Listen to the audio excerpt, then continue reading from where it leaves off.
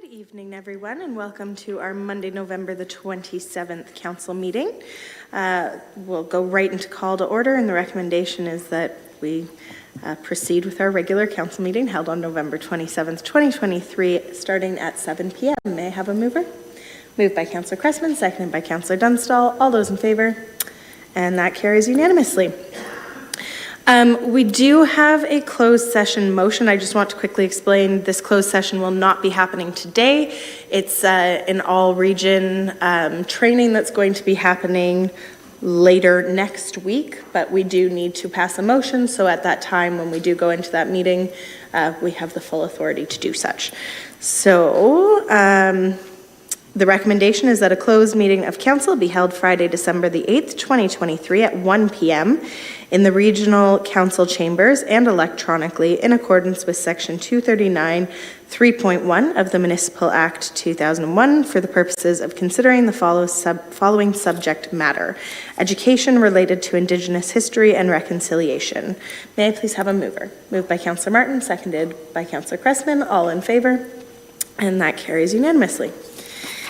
And I will now turn it over to Councillor Cressman for the territorial land acknowledgement, please. We have gathered in Wilmot Township on the traditional territory of the Neutral, Anishinaabe, Haudenosaunee, and Mississauga peoples. We also want to acknowledge the importance of the Dish with One Spoon Covenant, a peace agreement made between indigenous nations before the Europeans arrived. It characterizes our collective responsibility to each other and Mother Earth. We should take only what we need, leave enough for others, and keep the dish clean. By acknowledging this covenant and the First Nations, Inuit, and Métis people, we are reminded of our important connection to this land where we live, learn, and work together, and I would say earn a living, in my case, as a community. Thank you very much, Councillor. For additions to the agenda, we do have under items 8 delegations for this evening. They are listed on the agenda, as well as I will be calling them up later when we get to that point of the evening, as well as we have some additional correspondence items, item 9.4 through to 9.6 that were added. The recommendation is that we now adopt the agenda as presented for this evening. May I have a mover? Moved by Councillor Martin, seconded by Councillor Wilkinson. All those in favor? And that carries unanimously. Does anybody have any disclosures of pecuniary interest under Councillor Cressman? Yes, 11.1, there is a parcel of land, I believe it's parcel 5 and 6. It's represented by Dillon and Associates, and Walter Fady is mentioned as a company that's doing the planning, and my oldest son is CEO at Walter Fady. So I will be abstaining from any discussion on parcels 5 and 6 during 11.1. Thank you very much. So yes, just to confirm, Councillor, you'll be able to engage in the discussion, just not in that part on those two parcels. And the minutes of the previous meeting, does anybody have any questions or comments on them? Seeing none, may I have a mover?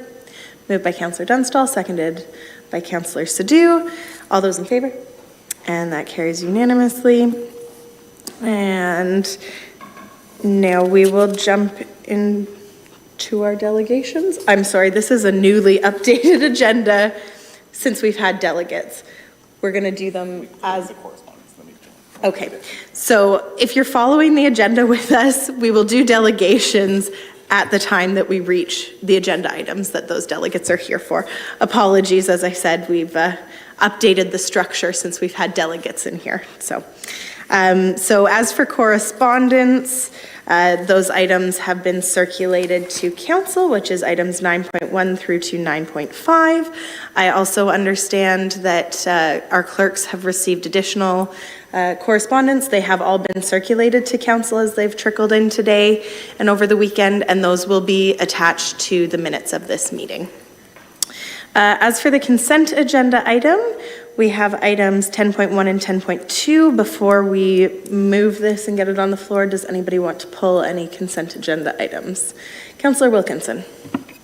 Yes, through the chair, looking to pull item 10.1. Just to have a brief question on the Integrity Commissioner piece. Okay, so you can go ahead with your question. We've pulled item 10.1.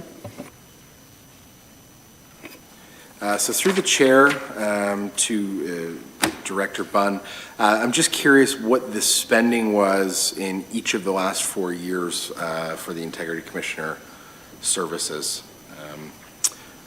Noting that you had mentioned in the report that it was tough to estimate what it would be, but I think it comes out to $300 per hour, and on average or that might buy us like 8.5 some odd hours for the term or the year. Through the mayor, just if you give me one moment, I can get that number for you.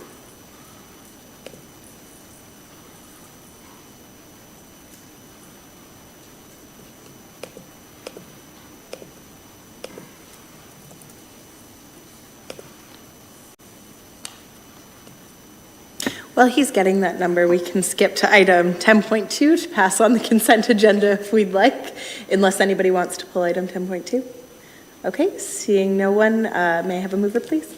Moved by Councillor Dunstall, seconded by Councillor Cressman. All those in favor? And that carries unanimously. And I think Director Bunn now has an answer.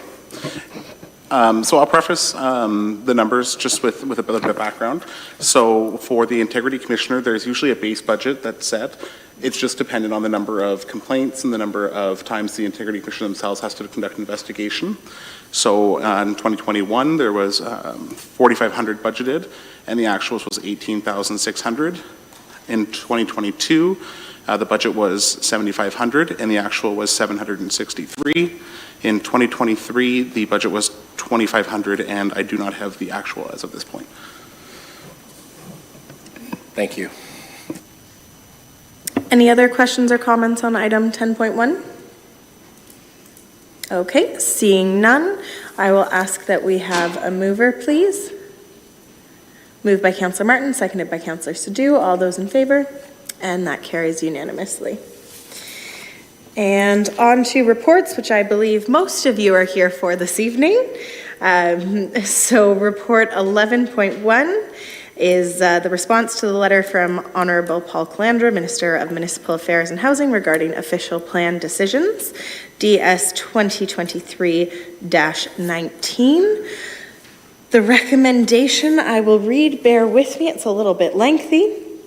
But the recommendation is that report DS 2023-19 with the amendments as presented by staff to Area 12 illustration on page 12 and attachments 4 and 5 be forwarded to the Minister of Municipal Affairs and Housing as the Township's response to the request of Honourable Paul Calandra, Minister of Municipal Affairs and Housing, to submit feedback, including proposed changes and updates to official plans based on the province's original approval of the Regional Official Plan Amendment Number ROPA 6, and that the map included as attachment 5 of the report form the basis of the approved community area, employment area, and countryside line boundary for the Baden and New Hamburg Township urban areas, and the implementation of the new community area and employment area lands follow the completion of a secondary plan by the Township of Wilmot, and that site-specific official plan amendments not be permitted to designate the additional lands within the Township official plan, and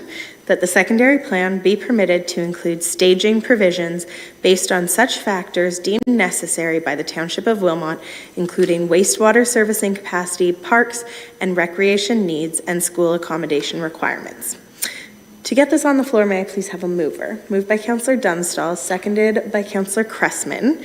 Just before I invite our manager up to present his report, I did just want to note, because I know there's been a lot of questions about this process and we've all been going with the changes as they come. I really appreciate staff for putting together a report. When we did get the request, it was originally for, well, it actually was for mayors to respond, of which I know I am not a specialist in this department. So I really appreciate staff putting together such a comprehensive report. for the community to be able to come out and share their thoughts on it as well. I see this as a continuation of ROPA 6, even though we thought it was originally decided, but I just see this as a continuation of that conversation. And I really think it's important that as we go forward, we all continue to grow our community to be a complete community and not a bedroom community. So I just wanted to preface with that. Although I was not anticipating this to come up in our time, I'm happy that you have agreed and that we will, in some capacity, have something to put forward to the minister and not just me choosing what to say. So I appreciate that. And with that, I will now invite our Manager of Planning and Economic Development, Andrew Martin, to introduce the report, please. Thank you, Mayor Solomon. Excuse me. This, as you summarized, this report is a response to the minister's recent announcements regarding winding back minister approvals of upper tier plans originally made in November of 2022 and April of 2023. Some background: the Minister of Municipal Affairs and Housing approved Regional Plan Amendment number 6 in April of 2023. That amendment was intended to guide growth within the region of Waterloo until 2051. The minister's approval introduced lands beyond those lands that the region had included as urban areas within Regional Plan Amendment number 6. On October 23rd, the minister announced that he'd be winding back those decisions, and subsequently on November 2nd and 16th, letters were received indicating that the minister was seeking comments from lower tier municipalities on the decision, as well as the legislation to implement winding back those original approvals. The minister's request actually provides an opportunity for the township to communicate to the province the vision for Wilmot, which has been consistently presented to the region for 20 years. It's not successfully been reflected in regional plans to date. Through the Regional Plan Amendment number 6 process, the township identified that the region's plan fell significantly short of the needs of Wilmot, and with the designation of 2 segments of larger parcels essentially represented fringe development without providing the basis for longer-term intentional planning. The report provided to you includes a 20-year timeline identifying consistent positions from the township that were made in public forums with respect to planning and long-term complete community planning for Wilmot. So the ROPA 6 lands that were adopted by the region and ultimately then approved with amendments by the province includes community area and employment area. So the community area is identified as lands that provide residential, commercial, and institutional growth needs for the community. And the employment area represents lands where most industrial uses, such as logistics, manufacturing, warehousing, would be located. An approval by the minister would include these lands at the upper tier level. The local implementation of what lands and land uses would occur within those areas would be implemented through a local official plan amendment and ultimately would establish those specific land uses. The current minister's approval designated approximately 288 hectares of land as community area and 14 hectares as employment area. Essentially, this included all lands between the current township urban area and the countryside line, and represented all lands that were intended for future growth within the community up to and beyond the 2051 planning horizon. The staff report identifies each of the areas proposed to be added by the original minister's approval, along with a rationale for where they should continue to be designated at this time or remain available for future development beyond the current planning horizon. The staff review looked at these areas under 3 main considerations. One was to exclude lands with known impacts, such as minimum distance separation from livestock facilities, or lands that were outside of the core service areas between Baden and New Hamburg, where development of lands outside of those areas would include costly and unplanned servicing investments. The second area we focused on was concentrating designation to the corridor between Baden and New Hamburg, where existing and planned servicing infrastructure and active transportation connections either exist or planned, And the third was providing a plan in line with the township's position for the last 20 years, which is concentrated development between New Hamburg and Baden, primarily residential development north of the railway tracks, and employment uses south of the railway tracks. I won't go through each of the 20 areas identified in the staff report. I'd like to, however, clarify some areas with respect to the employment proposals and also one proposed change to the community area that was presented in the staff report. The proposed employment area south of the railway tracks includes all of the lands basically between the railway tracks and Highway 7 and 8. It includes areas that are currently developed with the Wilmot Recreation Complex and Schmidt Woods, and lands that are floodplain areas south of the Baden Creek. Those recreation and open space uses are simply identified as employment areas for simplicity of establishing a boundary.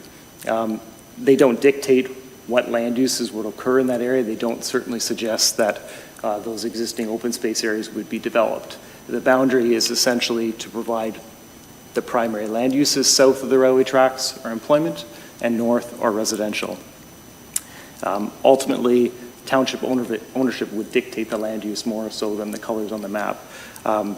We provided an updated screen capture of the area between Baden and New Hamburg. If Ms. Green, you could put that up on the screen.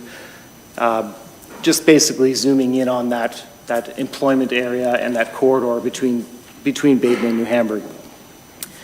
So ultimately in this area, the township is recommending a balanced approach to growth centered between existing and planned servicing infrastructure and centralized between the communities of Baden and New Hamburg to the east and west, and to the north, the two schools, WO and Surratt Beck, and to the south, the Wilmot Recreation Complex and Schmidt Woods.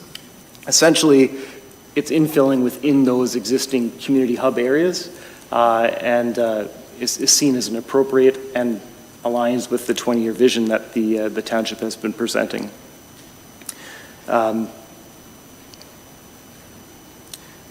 Just skipping forward a bit here in some of my notes. On the next page, actually, of this might be hard to see, but we included a table that basically highlights the comparison of the minister's approval land area versus the township recommended land area.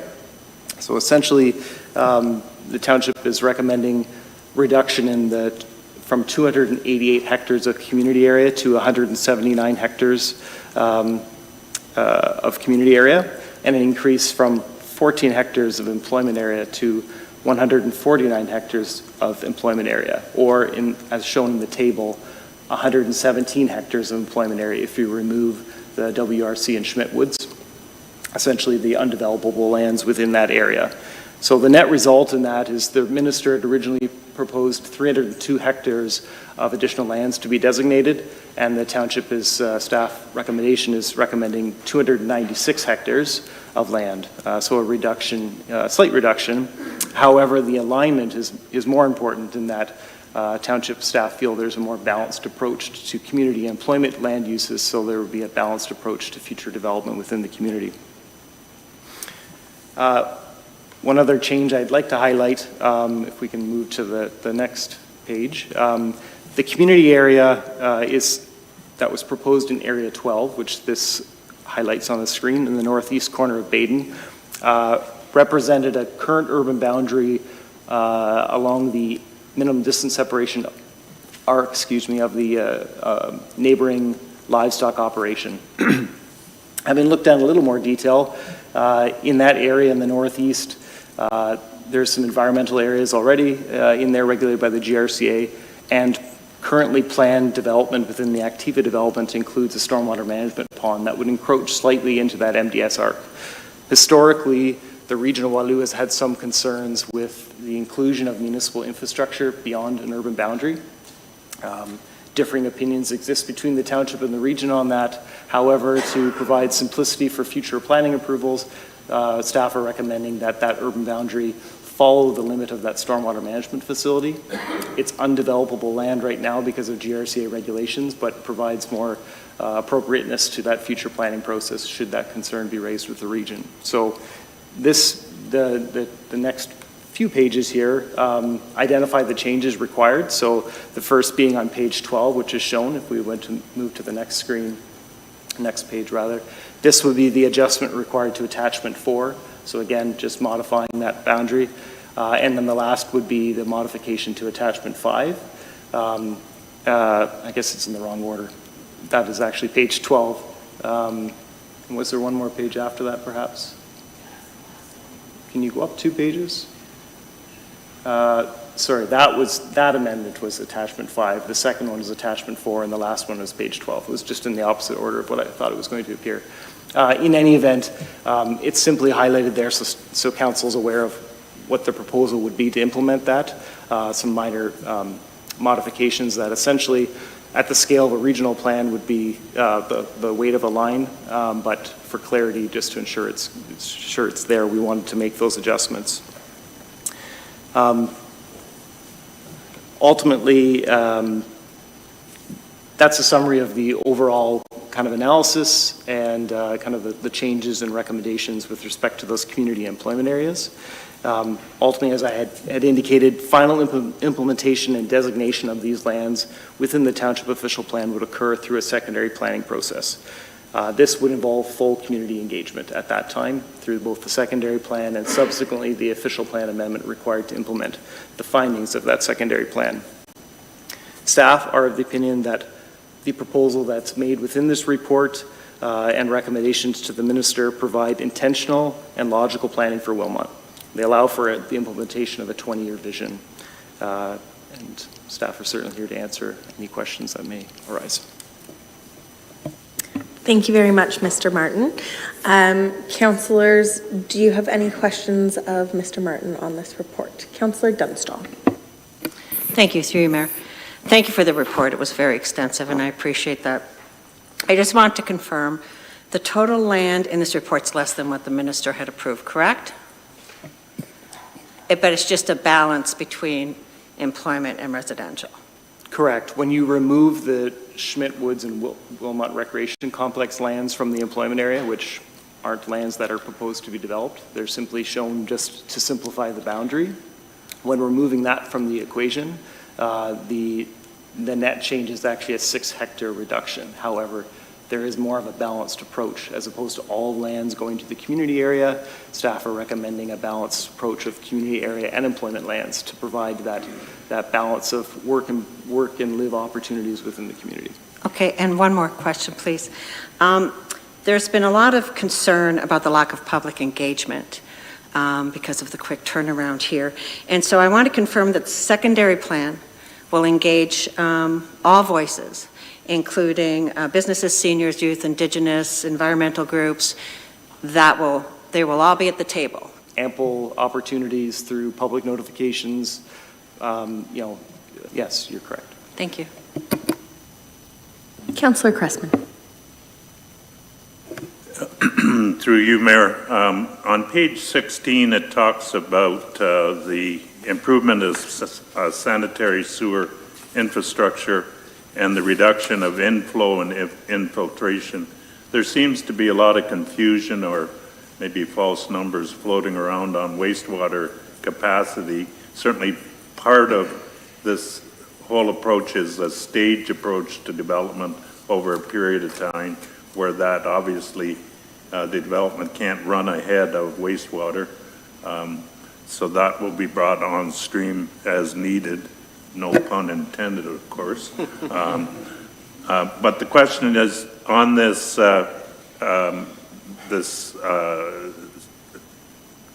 sanitary sewers inflow and infiltration. What kind of order of magnitude? How much, either through Director Mullenhouse, what kind of order of magnitude of improving the sewer network does that benefit us in terms of our wastewater treatment? Through you, Mayor. So with I&I, we've been, I would say, somewhat shorthanded the past number of years. However, however, in the last 2 to 3 years, we've advanced our data and knowledge of the sanitary sewer system. So we are gaining better information from that perspective. And to that point, we are due for a a report back to council probably in the new year with an I&I program update. That being said, though, just to your question, order of magnitude is hard to establish in terms of a number, but they have thrown out numbers like 30 to 60% range for sanitary infiltration compared to volume of use. Any program that we can implement that reduces that is obviously a benefit to capacity needs.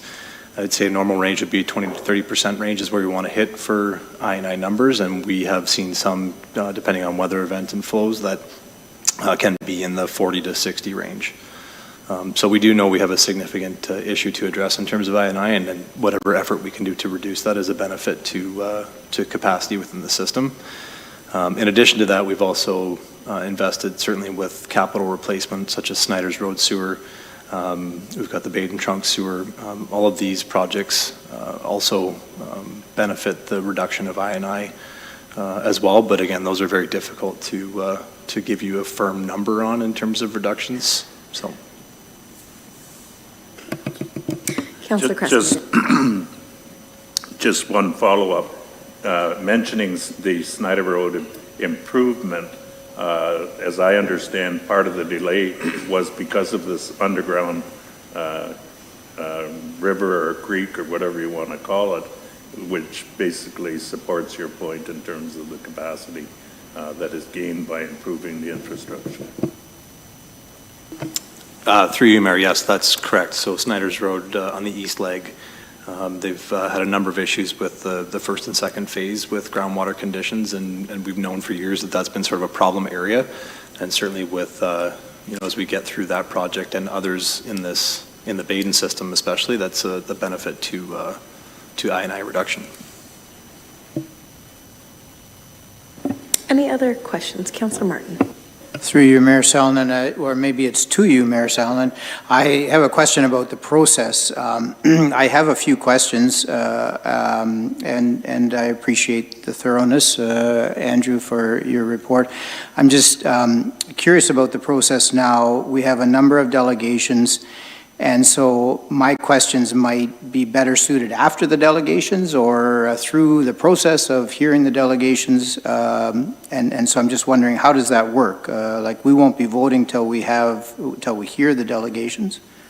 Correct. So, yeah, we're going to ask any questions that we have of staff of the report right now. Then we will have the delegations up. Of course, the delegations, if you have direct questions for them, you can ask. Of course, not getting into a debate with our delegates. And then after council, if they have any questions or changes or amendments or anything that they want to make at that time, we would address the motion. And of course, if you need to ask additional questions of staff, we will permit that. So you're really recommending that we ask questions of staff now before hearing the delegations? It depends if it's questions that you have right now of clarity. If you would prefer to wait until the end, I'm still going to do a lap around at the end to ensure that before we vote, everyone's questions have been answered around the horseshoe. All right. Any other questions right now? Councillor Cressman. Again, I would ask it on process. In terms of what we have here is something that we would recommend to the minister, but at the end of the day, the ball, well, I hate to use euphemisms, the decision is his in terms of what finally comes to fruition. This is our opportunity to put our best foot forward to chart our own course after being frustrated maybe in the previous years in terms of working through two tiers of government. They've asked kind of the grassroots for our ideas. Is that kind of the boiled down version of this? Yes, most certainly. Whatever we put forward to the minister will completely be up to the minister's discretion. If they enact exactly what we say, something completely different, that's anyone's guess. But yes, for this, it would be putting, like you said, our best foot forward, and how this council, along with obviously the input that I know we've all been receiving, how we choose to suggest that we move forward to the minister. Any other questions right now of staff for council? Okay, seeing none, we will hop into our delegations. Thank you, everyone who's come to delegate this evening. I just want to quickly remind each delegation you will be given 7 minutes to speak. And I know that you've all been here before, but it is in my speaker's notes to say, if you conduct yourself in any of the following manners, it will result in immediate muting or removal from the meeting, and that includes interrupting councillors, staffs, or other delegates, derogatory statements about councillors, staff, or others, hate speech, or defamatory comments. Also, if council doesn't ask you questions, please don't take that as an insult. This is time for council to hear from you. And if they do ask you questions, like I said, I would just ask we don't get into a debate, but that we all just work on listening to what everyone's bringing to the table. So our first delegation registered is Douglas Stewart of Acadius Professional Services Canada Incorporated, representing CA CapCam, is that? Yes, please. Okay, representing CapCam Inc. Douglas, you have 7 minutes. Thank you for joining us. First, if I may begin to the mayor and council. First, I'd like to appreciate staff, what they prepared in their staff report. What's also most helpful, we received the report so we could respond. We appreciate that. I'm here to ask you as council to, in principle, I would support staff asking for a small change. And I think the change, I'll explain why I'm asking for that change. When the minister approved the official plan of the region, it was correct. He did include the parcel of land that I'm speaking for. And that parcel is located at 1291 Kistner Road, and it's in attachment 4, it's property number 1. I represent 1/2. What's of interest is this land is owned by a business firm that is in the business of building houses and communities. Yes, it's used from an agricultural perspective today, but there's no infrastructure on this property, and there's no impact from an MDS perspective. They are anxious to get started and be involved in what the township is proposing. What's important is the plan was approved by the province, and this land is inside the countryside line in the regional plan as it existed before the regional plan amendment. What's important is planning is understanding today and being prepared for tomorrow. And that's a key part. When you look at what other provincial policy changes are going to occur, they're going to be more impactful than the ones we've experienced over the last little bit. There is a review of the provincial policy statement, and the fundamental change that we anticipate will occur and could occur any day, any time, is planning is not going to be fixed on to project out to a planned horizon. Instead, that planned horizon of 2051 is the minimum. You can go beyond and are encouraged to go beyond. And in fact, when it comes to infrastructure, you're encouraged to look at the big picture, not just today and the future. That's an important part. The second part is the township are proposing an evaluation process which would implement the ultimate urban boundary. That will involve consultation and engagement across the board to make a determination on what is the timing, what's the infrastructure, and such, and how does it fit into. It's important then that we look at every parcel of land that's included inside the countryside line as it was before within the approved regional plan amendment. The second part of this is we understand the township's perspective of connecting the urban areas of New Hamburg and Aiden. I've been an active resident of this area and a consultant for a long period of time, and I totally understand what they're striving for. I have no concern with that. This parcel of land is adjacent to New Hamburg and will become part of New Hamburg, and it will not undermine that principle because staging and infrastructure will determine the timing of when the lands would proceed, and this isn't going to change that.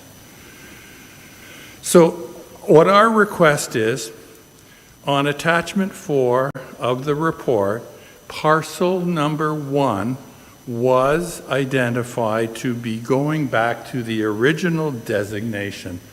Our request to you is maintain what the minister approved and identify it as new community area, and let the process of the secondary plan and let the process of infrastructure planning include these lands and be dealt with in timing. What's important is if there was not a concern with taking land out of the provincial greenbelt, I don't think we would be having this conversation. I think the regional plan amendment, as approved by the province, would have stood and been maintained. So we're only here because the minister wants to ensure, unlike other times, that the local municipality has control and direction of how it wants to see New Hamburg-Baden proceed. I'm not here to object to what was planned by staff. I'm suggesting this doesn't undermine it, it supports it. So on behalf of the group I represent, I ask that you support the staff report with the minor change. And I thank you for this chance. Thank you very much, Douglas, and you had 45 seconds to spare. I'm impressed. And that's tough for a stutterer, just so you know. Councillors, any questions of Douglas? Councillor Wilkinson. Thank you. Through the chair. Douglas, I certainly appreciate the position you're in advocating on behalf of your client here after seeing a report that's suggesting it should be reverted back to prime. I agree. I certainly understand the rationale, and I appreciate your comments noting that you are a resident here. That's certainly appreciated. The question is, and you brought it up in your letter as well, the infrastructure needed. It clearly identifies that we need a wastewater pumping station to get the water to the desired location. I mean, it makes logical sense to say forego that and develop things more in the corridor where you can rely on a gravity-fed system. I guess the question is who's willing to pay for the infrastructure needed in order to make this work?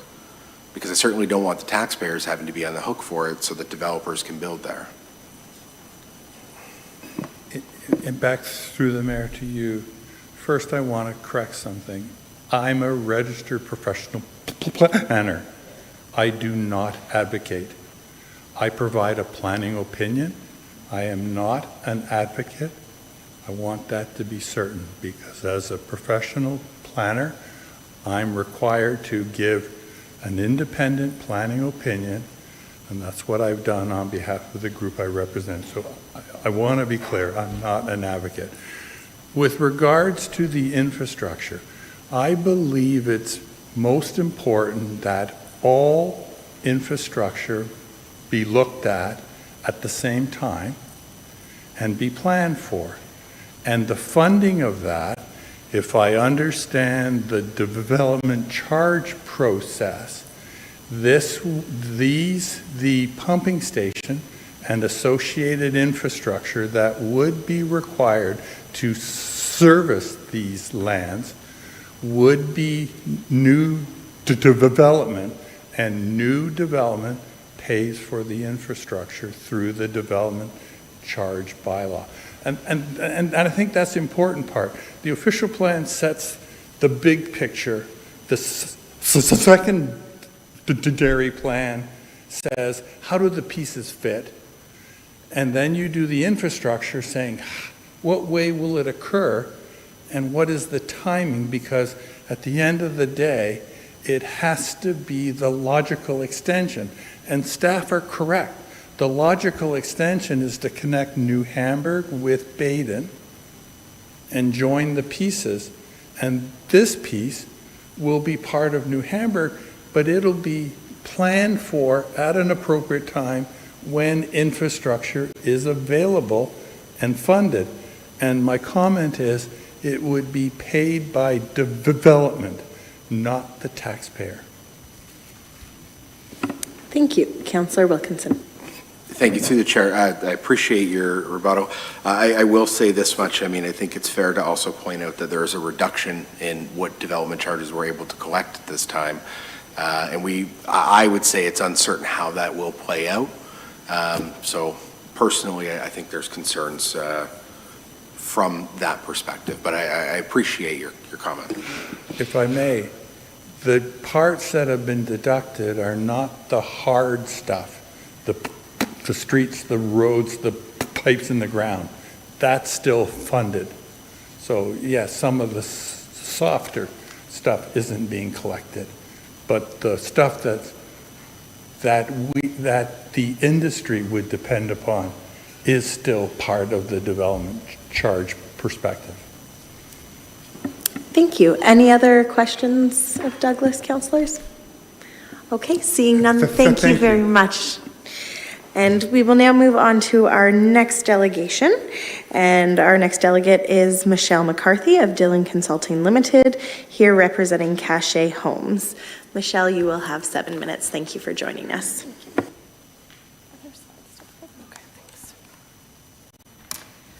Good evening, Madam Mayor and members of Council. My name is Michelle McCarthy. I'm a planner with Dillon Consulting Limited, and I'm here this evening to represent our client, Cachet Homes. We appreciate the opportunity to participate in the discussion tonight, so thank you. Next slide, please. The subject lands that our client owns are shown on the slide here. They're municipally known as 1265 and 1299 Waterloo Street in New Hamburg. And those are also represented as parcels 5 and 6 in the staff report. The lands abut the rail tracks to the south, Nafziger Road to the east, residential to the north, and agricultural lands to the west. And as you can see on the slide here, the lands are bisected by the Ivan Gingerich Municipal Drain, which was previously conveyed to the township. The purpose of our presentation tonight is to highlight the extent of the lands, not to get into the weeds of a development proposal, but it is helpful to, next slide, thanks. It is helpful to have a high-level understanding of what's proposed for context. So the plan includes a mix of residential uses north of the drain, specifically townhomes, single detached, and a multi-residential block, as well as 2 parks and a stormwater management facility. Light industrial uses are proposed between the tracks and the drain.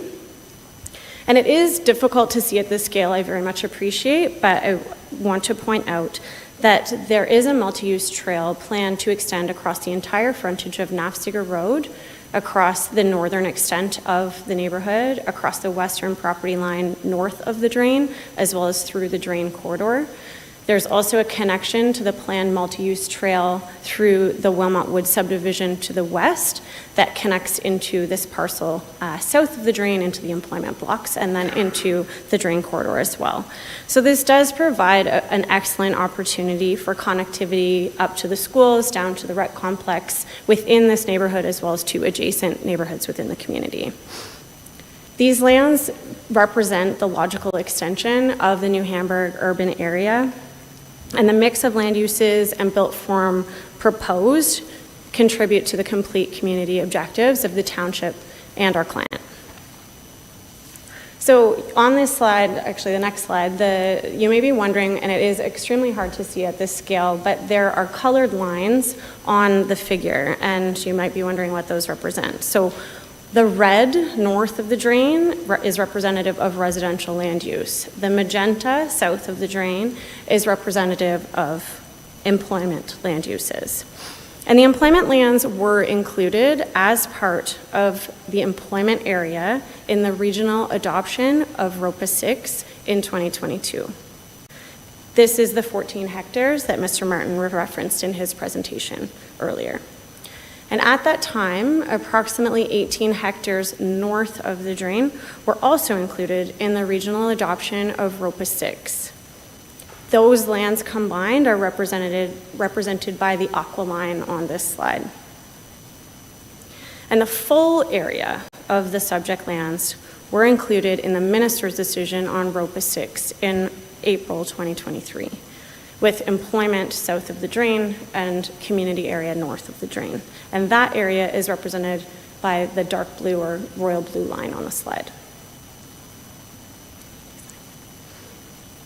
So Cache has collaborated with adjacent landowners and staff to determine an appropriate servicing solution for the subject lands and have been actively participating in discussions with the township about opportunities for affordable housing on the property.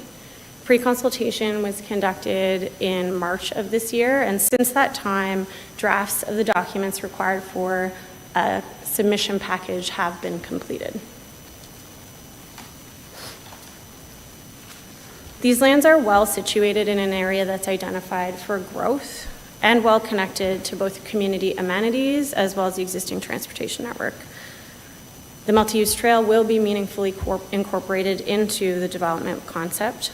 The lands can be fully serviced through existing and planned infrastructure, and there is sufficient capacity in the wastewater treatment system to accommodate the proposal.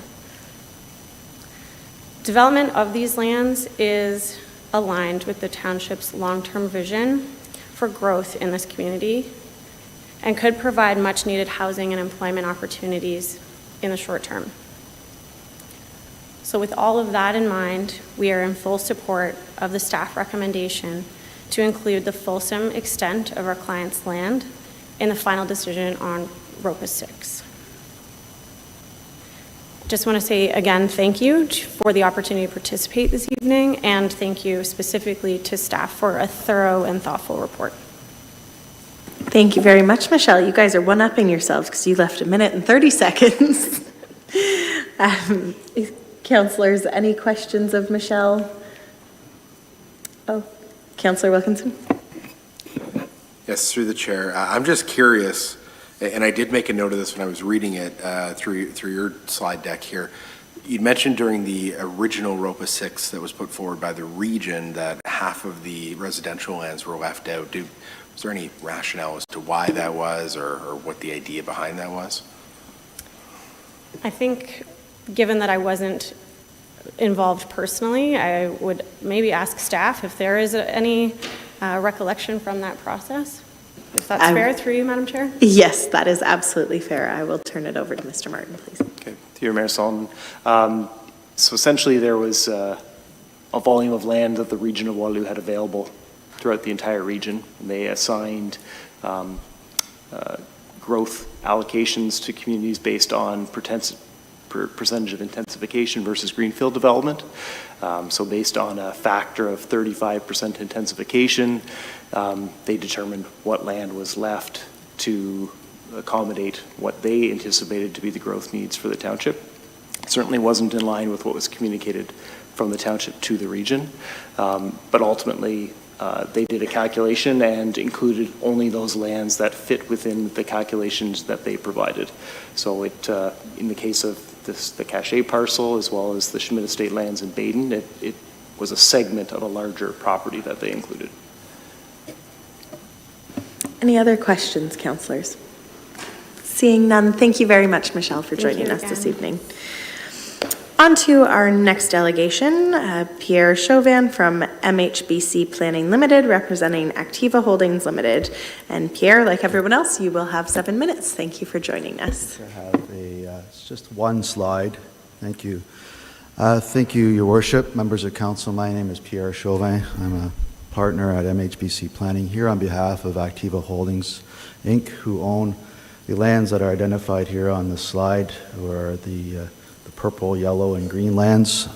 Mr. Martin, I should just like to say thank you to him for his elaborate and very thorough report in such a short period of time. It's very well done, and really appreciate all the effort put into this, and also appreciate you, Madam Mayor, to allow us to be here this evening to present to you and make this available and open to the public.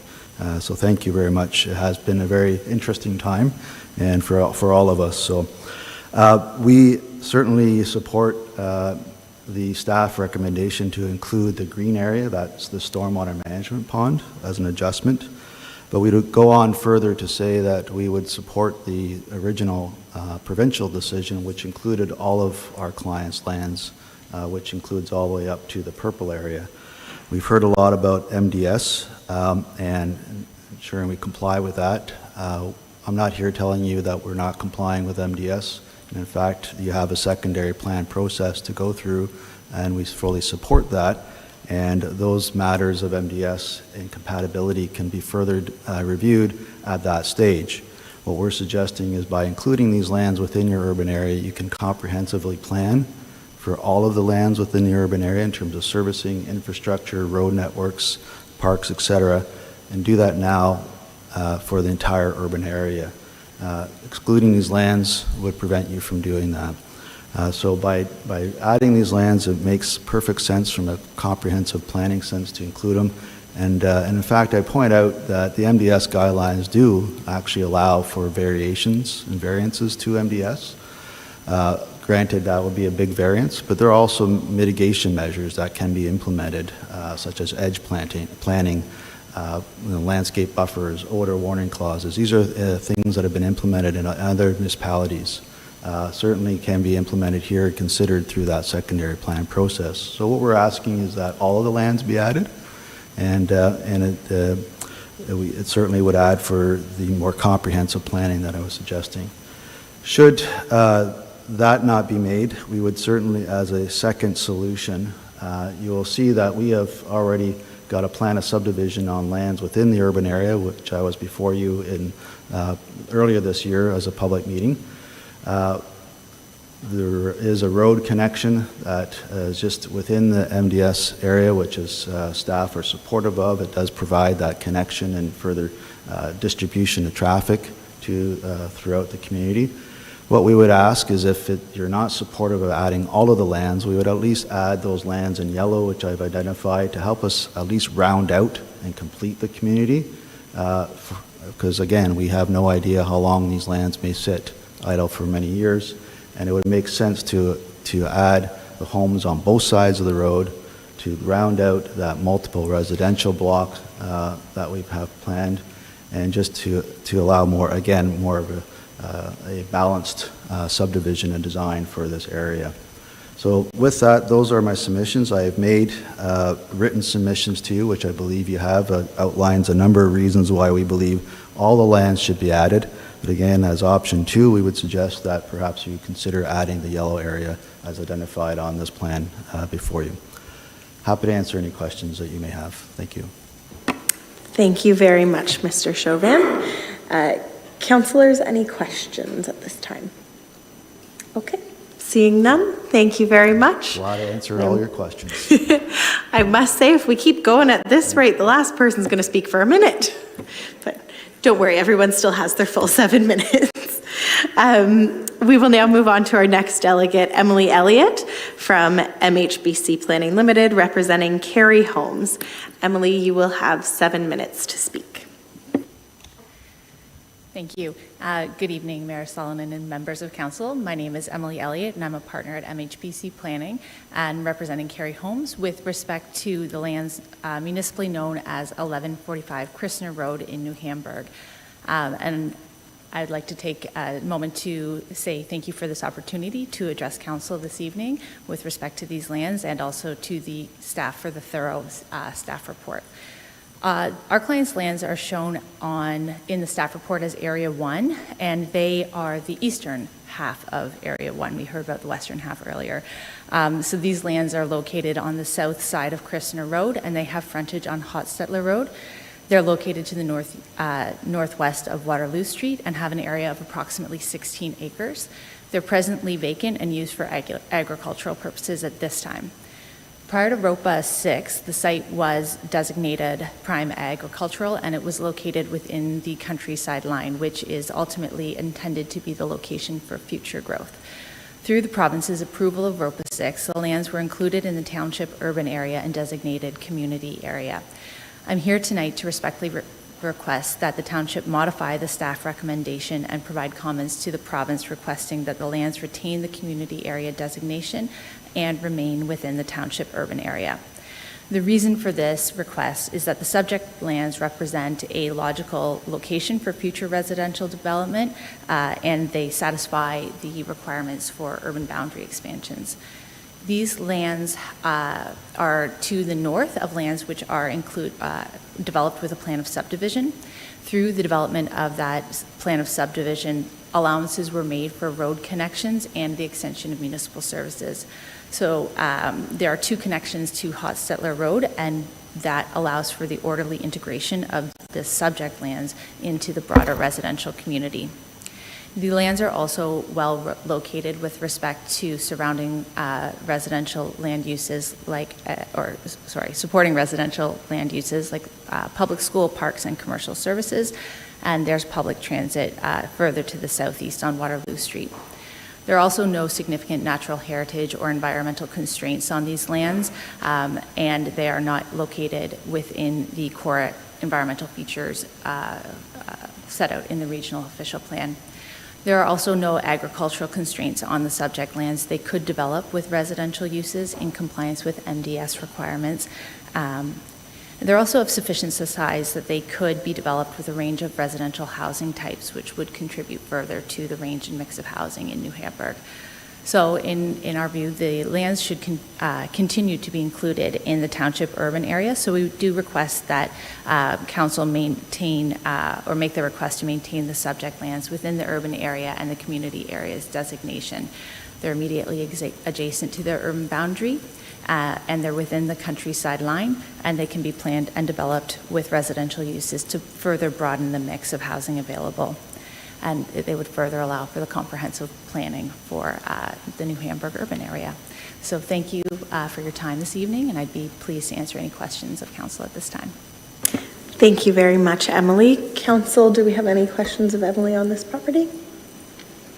Okay, seeing none, I believe you are also our next delegate. And this time representing CNA Weeby Farms Limited. So you will again have 7 minutes. Councillors, I will just remind you, different properties, so if you have any questions on this one, it will only be for this property. Okay, and go ahead, Emily. Thank you. And I, again, thank you for your time for the second opportunity to address council this evening. I'm here again on behalf of CNA Weeby Farms with respect to 1056 Snyder's Road West in Baden, and these lands are shown as Area 11 in the staff report. They're located on the north side of Snyder's Road, and they're presently occupied by a single detached dwelling, a horse barn, and outbuildings, and they're approximately 42 hectares. The southern 18 hectares are located within the countryside line that was established by the region, and the northern portion are outside the countryside line. Through the province's approval of ROPA 6, the southern portion of the lands within the countryside line was included in the township urban area and designated community areas. So I'm here again to respectfully request that council modify the staff recommendations so that these lands be requested to be maintained within the township urban area and community areas designation. These lands represent a logical expansion to the Baden urban area due to their location and the existing limitations on agricultural operations, as well as the accessibility to municipal services for these sites. The long-term planning policies for this area intend that Baden will expand toward New Hamburg and that this area will accommodate the majority of future growth. These lands are strategically located along Snyder's Road, which is the main transportation corridor connecting the 2 urban areas. The southern portion of the lands are proximate to existing and planned residential development to the south and the east, and there's also to the north a rural settlement area that's known as Foxborough Green. To the west are Sir Adam Beck Public School and Waterloo District Secondary School, and those are intended to accommodate the growing population within Baden. Staff's comments regarding these lands indicate that the lands contain existing active agricultural infrastructure, and that was one of the reasons that they were excluded from the urban area. So I just would like to take a moment to speak to the active agricultural infrastructure on this site. There is a horse barn on these lands. However, it is a small operation that primarily houses the owner's horses and does have some boarding.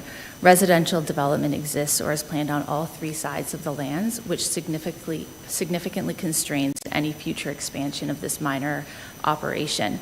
The horse barns at present cannot be fully utilized due to the MDS restrictions that are in place on the site.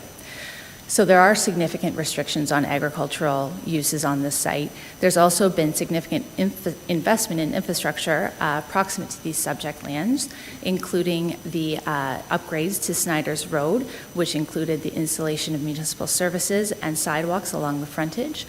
And there's also the elementary school and high school that I noted. And there's also plans to accommodate the extension of municipal services to Foxborough Green along the eastern boundary of the subject lands. So residential development of these lands, in my view, would allow for additional residential development in Baden proximate to community uses, including the school. At this time, students walking to those schools would have to cross over the farm property to get to the school. With respect to the northern portion of the lands, I do note that this area is outside the countryside line. However, the lands to the east are intended for residential uses over the long term, and the lands to the north are developed as a rural settlement area. So it would suggest that modification to the countryside line and including the northern part of the lands within the urban area would also be appropriate to accommodate future residential development. So this evening, I request that the southern portion of the lands at a minimum be included in the urban area, and also consideration to include the northern lands as well. As I mentioned, the current use of the property for agricultural is severely constrained due to MDS restrictions on livestock and the surrounding residential uses. The lands will optimize public investment in infrastructure, including existing services in Snyder's Road, and they are in walking distance of schools, shopping, and community facilities, so they represent an appropriate location for residential development. So again, thank you for your time tonight, and I would be pleased to answer any other questions that you have. Thank you very much, Emily. Any questions for Emily on this land? No? Okay, seeing none, thank you very much for joining us, Emily. I will now call on our next delegation, and that's Kevin Thomason. And Kevin, I believe you're representing Grand River Environmental Network tonight? Sure. Wonderful, so you will have 7 minutes, and thank you for joining us. Excellent, thank you. Honorable Mayor, councillors, and guests, my name is Kevin Thomason, and I'm Vice Chair of the Grand River Environmental Network. I'd like to talk about a pattern that I'm seeing right now across Waterloo Region. Every municipality wants it all. They want everything they can get. Every new house, every business, every shop, every service, every new industry. There is little restraint. It is as much growth as possible, as quickly as possible. Woolwich wants tens of thousands of more people. Kitchener wants to pave over the entire southwest with thousands of homes, despite it being extremely sensitive primary groundwater recharge areas that we all depend on. Wilmot now not only wants the 800% boundary expansion forced by Minister Clark with no data or justification, but now more land than ever, trashing the countryside line concept and destroying more farms than has ever been previously proposed. Every municipality wants it all immediately at any cost. Apparently, even when the process is already so tainted that it is the subject of numerous investigations. How did our visionary, sustainable regional official plan, with its complete communities, easily accommodating all necessary future growth, with only 150 acres of farmland lost, a plan that was so widely celebrated by thousands of citizens, community organizations, businesses, all municipalities, and mayors just 14 months ago, suddenly turned into a race to approve as much farmland destruction as possible with thousands and thousands of acres of farmland loss? We live on a finite planet.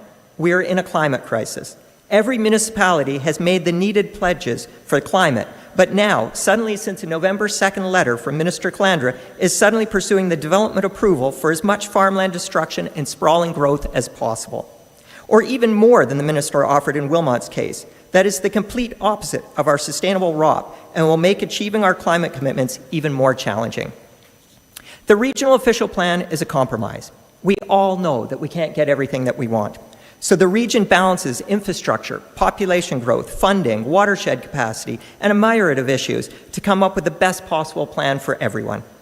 It's realistic rather than the pipe dreams of infinite growth. And our region is unique and thriving because we've had more collaboration and done this planning better than most others. Until a distant minister at Queen's Park dangles the chance to have it all and get everything ever wanted without even the need for public consultation, First Nations engagement, or even the approval of council, despite the fact that the current minister himself states he can't even explain how these lands were selected with no data, no justification, and no public consultation. But we do know now from investigators there's lots of consultation with some well-connected developers. Unfortunately, this Wilmot staff report reads like a history of 22 years of grievances with the region of Waterloo for denying Wilmot everything it wanted. Regardless of if it actually made sense to locate tens of thousands of people in the farm fields of Wilmot, regardless of if there's the needed water or sewage capacity, or if we're already about to exceed the carrying capacity of the Ninth River watershed. While municipalities seem to want infinite growth, I'm not sure citizens want unfettered growth. Most citizens I hear today are concerned about climate change, our ability to grow food, our planet on fire, water, feeding ourselves affordably. While some politicians may want empires, I think most citizens would rather see things stay the way they are, or simply modest growth with new services and neighbors in their community rather than traffic gridlock. It has only been a couple of days since this report with so many new concepts and proposals were made public. In just days, it will override years of work involving tens of thousands of hours and so much community participation. There seems to be no efforts to circulate this report earlier, to advertise this meeting in any significant way, to engage the media to inform the public on the scope and magnitude of the decisions that Mayor Sololin will be making unilaterally or at best with the endorsement of this council, potentially ignoring the very different decisions of Mayor Les Armstrong and much Wilmot Council who had actually gone through and taken time for extensive community engagement, consultation, education, and meetings to fully understand the regional official plan and the planning process along with the numerous growth options. In fact, several members of the previous council were quite excited about the idea of a community visioning exercise to try to determine how best to allocate the remaining sewage capacity in New Hamburg and Baden with a strategic plan, rather than just have whatever developers appeared first for permits use it all up on single-family detached homes, only to find later that much-needed housing types, businesses, or opportunities important to the future of our community had to be turned away because of a lack of careful planning or sewage capacity.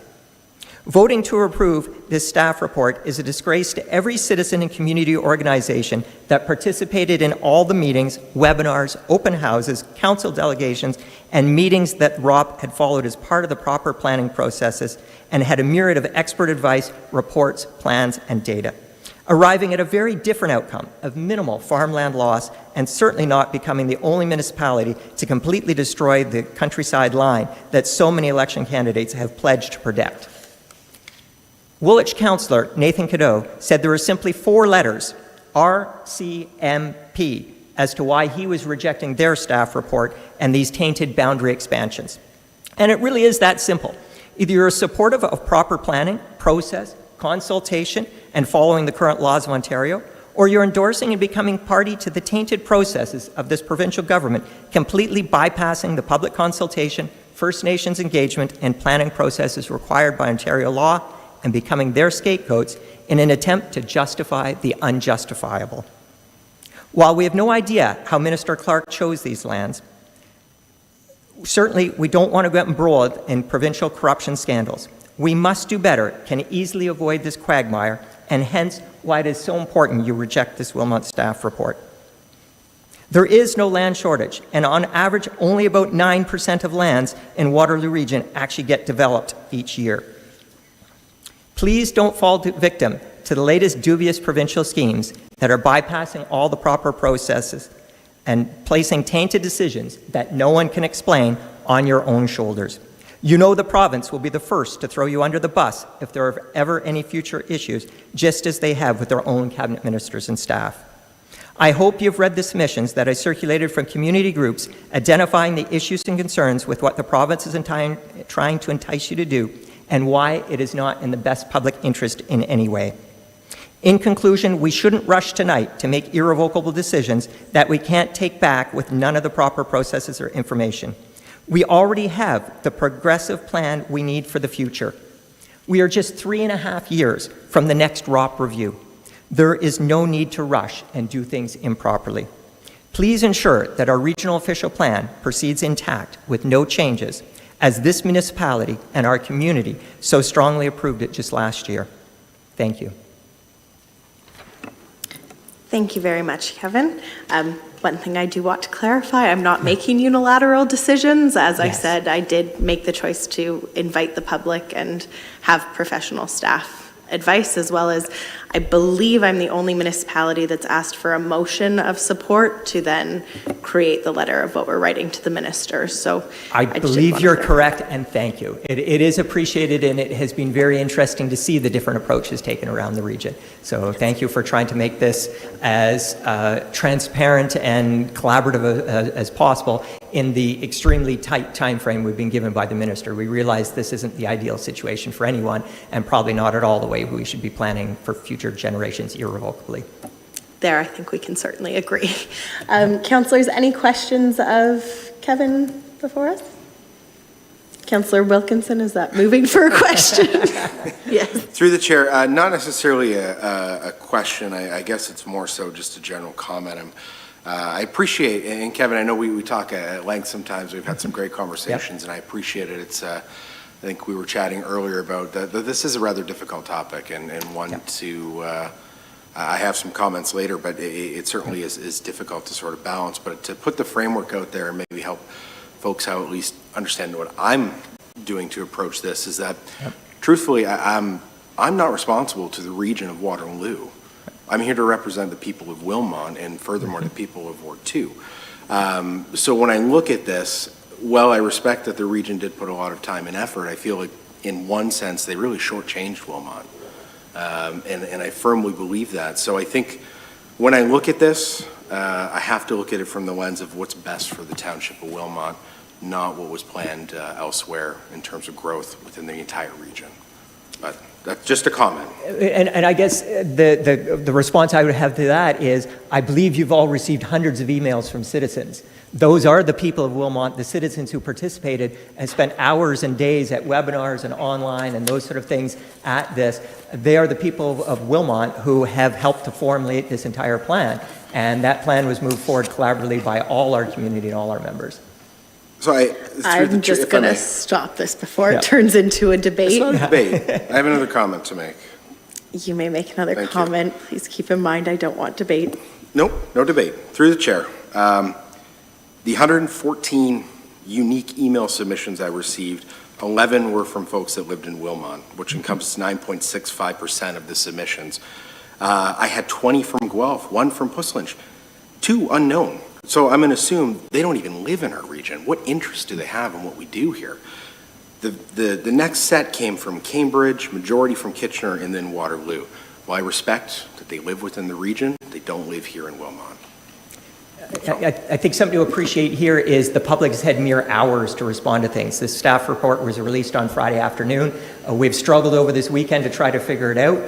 It's a miracle in some ways you've had 11 people in Wilmot respond in that time. These are pretty detailed, complex planning issues to try to understand out of a staff report in a council package that wasn't promoted in any way, and with the final decision coming tonight. This isn't the way we should be planning or working. There's no need to be going through this, and I would agree we should have far better communications, far better engagement. Please don't underestimate the amount of engagement that went into the previous plan. Yes, thank you. I'm going to cut off this part of the dialogue, but councillors, are there any other questions or comments that anyone has? Okay, thank you very much again for joining us, Kevin, and for representing the Grand River Environmental Network. Excellent, thank you. I will now call on our next delegation, and that is going to be Tom Kejnovic. Did I pronounce that correctly, Tom? I know you've been here before. Knezevich, my apologies. Not too bad. And you are representing the Ninth Valley Eco Boosters, so you will have 7 minutes. Thank you for joining us. Thank you, Mayor Salonen, Wilmot councillors and staff, members of the public. My name is Tom Knezevich. I live in New Hamburg, and I'm here this evening on behalf of the Ninth Valley Eco Boosters.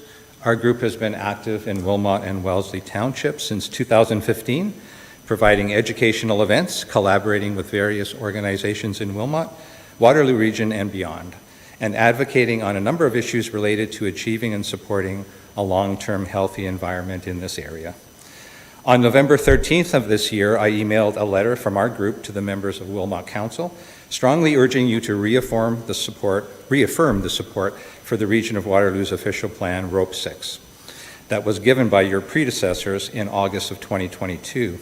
Our group was very supportive of this plan and delegated to the region of Waterloo's Planning and Works Committee in June of 2022 to emphasize our agreement with it. Many years, as Kevin mentioned, many years of work went into that plan, which included public input and collaboration with all municipalities in the region. The result was a plan that protected farmland, provided enough land to meet the region's housing targets, and focused on sustainable development. Last week, Wilmot staff released a document with proposed changes to Wilmot section of the official plan and are seeking a vote on this plan without giving the community an opportunity to be consulted. Over the last several months, the provincial government has been accused of improperly making decisions about land use by the Auditor General and by the Integrity Commissioner. Official plans that were altered are supposedly being restored to their original design. At least it seemed as if they were until Minister Calandra said it was permitted for lower-tier mayors to make change without consulting council members or the public and to let him know what they wanted by December the 7th. Mayor Salonen turned the decision about what should be done in Wilmot over to staff. At this point, we have a staff report with no public consultation that council is being asked to vote on before a deadline that is just over a week away. Why rush such an important decision? Why compromise a democratic process when the citizens of Ontario have already been confronted by the provincial government's questionable actions? We are glad to hear from Mr. Martin tonight that the township has the intention of making opportunities for public engagement when you get to the secondary plan stage. However, is the township going to have the flexibility and control to do planning if the Rope 6 amendment is accepted tonight and passed on to the minister? The current council may not be aware, but the Wilmot MZO controversy that surfaced in the Christmas holidays in 2021 showed that Wilmot residents care about what goes on in this community. Hundreds of citizens protested, wrote letters, and packed council meetings when they found out that a developer wanted to sidestep proper processes to get approval for a development. Wilmot showed that it wants people to play by the rules. One of the factors that was raised as a concern with the MZO application was a development that was slated to be situated close to a fertilizer plant using anhydrous ammonia. Fertilizer Canada's best practices recommend a 1.5-kilometer distance between such plants and housing developments. The proposed changes that the staff are recommending to the official plan include housing within that recommended distance. The risks have not gone away. I was also happy to hear tonight that Schmidt Woods is not included in the employment lands area. However, Let's Tree Wilmot has planted a large number of trees in the Rec Center Triangle and the Baden Gateway with the support of Wilmot Township. Are these areas not going to be preserved? If that's a possibility, then it would indicate that the work of Let's Tree Wilmot and its many volunteers is not valued. How can all those areas be protected if they are on designated employment lands? The Nith Valley Eco Boosters are not naive enough to believe that development will not or should not occur in Wilmot. However, at this time when we are faced with climate and housing crises, Development decisions need to be made with thoughtful consideration about how we can create a livable and resilient community with green spaces, protected wetlands, and preserved farmlands to create food security. Those decisions take time. If Wilmot gets locked into a development plan that does not consider the future, then there can be repercussions down the road. What if we can't provide water and sewer services for all the new residents in the proposed plan? What if we need more housing for seniors, but the developers are not interested in providing that? Once things are opened up for development, you may find that you do not have the anticipated control hoped for to provide housing for low-income citizens. Developers are often quick to head to the Ontario Land Tribunal and courts to force the development they want against the wishes of the municipality, which can then be responsible for court costs if they lose. Fear of this expense can lead to councils abdicating their responsibilities to defend their communities. In conclusion, the Nith Valley Eco Boosters strongly urge Wilmot Council and the Mayor to reject the staff's proposal for changes to the Region of Waterloo's official plan. Due process has not been followed in the development of this proposal. It does not adequately address future considerations, and it could be detrimental to this community. The Region of Waterloo has a history of smart growth and visionary thinking, and Rope 6 reflects that reputation. We believe that the regional official plan, Rope 6, should not be amended. Thank you. Thank you very much, Tom. Councillors, any questions for Tom? Councillor Dunstall? Thank you, through you, Mayor. Actually, this is more for Andrew, but it's on a point that you brought, and thank you very much for delegating. You had mentioned about the township not having the ability to change or to work with the developers. And my question to you, Mr. Martin, is when we do work with a developer, what amount of control does the township have on what type of housing comes in? Through Mayor Solomon, certainly the first step as we've identified would be a secondary planning process. That would largely look at land uses within this area between Baden and New Hamburg, both in terms of staging of development, types of housing, forms of land use. The community area designation doesn't simply limit it to residential. We would fully anticipate through that secondary planning process that there would be a balance of community amenity areas, commercial spaces, residential, and certainly with respect to that, the comment about proximity to Alpine, there's no suggestion that there would be any residential uses within the area of influence. D6 guidelines suggest 300 meters. So all of those pieces would fall into that secondary plan. So developers, as presented in the staff report, the recommendation is that individual property owners not be able to proceed with site-specific official plan amendment applications, that could only follow the secondary planning process. So that really pushes the planning, staging of land uses through the public process prior to any individuals pushing their individual property agendas to a certain extent. It allows for that greater community involvement in that process. So that would largely dictate what could fall through in a future official plan amendment and ultimately what could be constructed through developments. So the short answer to your question is there is a lot of mechanisms for control of future land use, and certainly any decision that's made with respect to ROPA 6 by the minister, if it's framed in the way our recommendation is within this report, provides that future control and community engagement process at the local level before anything actually is developed. So, thank you. Councillor Martin, did you also have a question? Thank you. Through you, Mayor Salonen, and I do apologize for walking out a few minutes ago in a previous delegation. I tried to get out of being on call tonight, and the person that's supposed to be looking after it didn't pick up the phone, and so I apologize. It doesn't show my disrespect to this process. I'm very interested in this topic.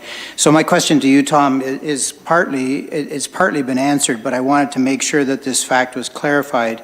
Because Mr. Martin had talked about the 300 meters. I did ask that question this afternoon of Manager Martin and Director Okrafka regarding Alpine, because the number of 1.6 kilometers had been quoted to me. And in terms of the chemicals that they're using, they're not the same. Somebody made a quote from a previous place where there was an explosion, and those are very different chemicals than are used in this plant. And so 300 meters would be the accurate distance in terms of, should I say, residential location or Sensitive land uses, yeah. sensitive land use. So I just wanted to clarify that point so that we're not talking about two different things. And just to clarify further, so you're suggesting that anhydrous ammonia is not used at the plant in town? You're above my pay grade on that chemical. Okay. Well, I don't. This reference was to anhydrous ammonia, that the best practices recommend 1.5 kilometers. So if anhydrous ammonia is not used there, then that's fine. But if it is, then the best practice is 1.5 kilometers. So I'm not sure where the 300 meters comes in. What is that referring to? Mr. Martin, do you know what that reference is? Yeah, through Mayor Sullivan. So the province has D6 guidelines that talk about land use compatibility. So different land uses would apply different setbacks. So the types of operation present at Alpine fall within an area of influence of 300 meters specifically. So there's a lot of best practices in a lot of different areas, but the regulations and guidelines that are applicable would be the D6 guidelines from the province of Ontario, which stipulate a setback of 300 meters for sensitive land uses from their operations. To be continued. Yeah, thank you. And Yep, I want to also follow up on your other point with regards to Let's Tree Wilmot, and you and I were planting trees together a few weeks ago. I care very much about that topic. Again, it's my understanding that the lands that the trees have been planted on have not been susceptible in any way to development, that they are protected lands that the township owns. I think there was some question about the Baden Gateway, but we can leave that for now. I think actually Mr. Martin does have a comment on that. He might have. Yeah, through Mayor Sullivan. So we provided some comments in our report that spoke to the lands south of Baden Creek, floodplain lands. Loosely speaking, that relates to those gateway lands. I think our comment essentially, Will, was the lands are a municipal ownership. So regardless of the designation in any plan, ultimately the land use is determined by the Township of Wilmot when it comes to municipal ownership. But certainly the intent in those areas, the Schmidt Woods Recreation Complex, other lands that have had trees planted, are that they would continue to be either in recreation or open space land uses for the longevity of the community. Yeah, of course, it seemed odd that the Township of Wilmot would cooperate with Let's Tree Wilmot to plant trees in an area and then turn around and say, oh, that area might be putting some houses in there, sorry. It just seemed a little odd.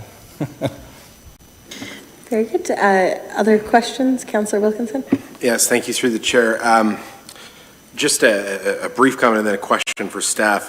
While we were looking at or we're talking about the setback or the minimum distance, I think already we've got a neighborhood that backs onto that particular facility that's 1.3 kilometers away. So we're talking about from that facility, you'd have to wipe out a good chunk of the New Hamburg boundaries as it exists. Anyway, to be continued. But through the chair, my question is for staff regarding the wastewater management capacity that was brought up. Curious how we would go about managing that in the long term, and then based on the lands that you've sort of put in here, have you done projections out to suggest what we'd be looking at in terms of capacity usage, or what that might look like if these are all developed? Mr. Martin? Yeah, through your Mayor Sullivan, we did some very high-level calculations based on the densities that are being proposed within some of our current developments with respect to the greenfield development percentages. So right now, based on the region's wastewater monitoring report, there's a capacity for 11,769 people within the sewage treatment plant. Current greenfield developments are proposing just over the densities would provide for just over 5,000 people of capacity.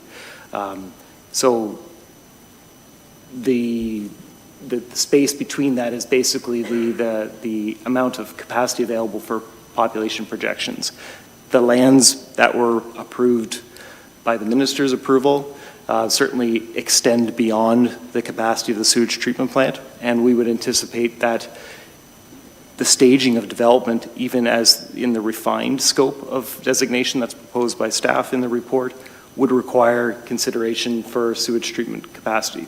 We don't anticipate that all of those lands would have immediate capacity, and that's the secondary plan process. One of the key components is servicing infrastructure and servicing capacity to make that determination, to ensure that we aren't projecting growth beyond what we have capacity for. So the staging of development would be linked to a number of factors, one being the capacity that's available in the sewage treatment plant. Thank you. Any other questions of Tom, councillors? Okay, seeing none, thank you very much, Tom, for joining us and for representing the Ninth Valley Eco Boosters. We will now go on to our next delegation, and that's Stephanie Gertz, who's going to be representing 50 by 30. And I believe, Stephanie, that you're joining us virtually this evening. So we will get you on the screen, make sure your sound is working, and then you will have 7 minutes.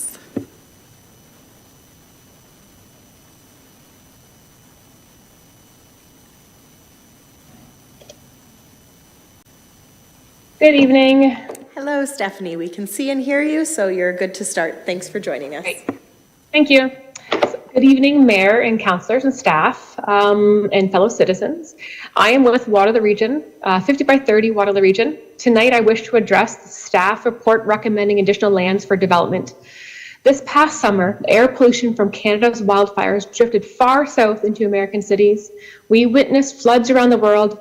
Torrential downpours sent muddy water racing through streets in Libya, Greece, and Spain, and flooded parts of Hong Kong.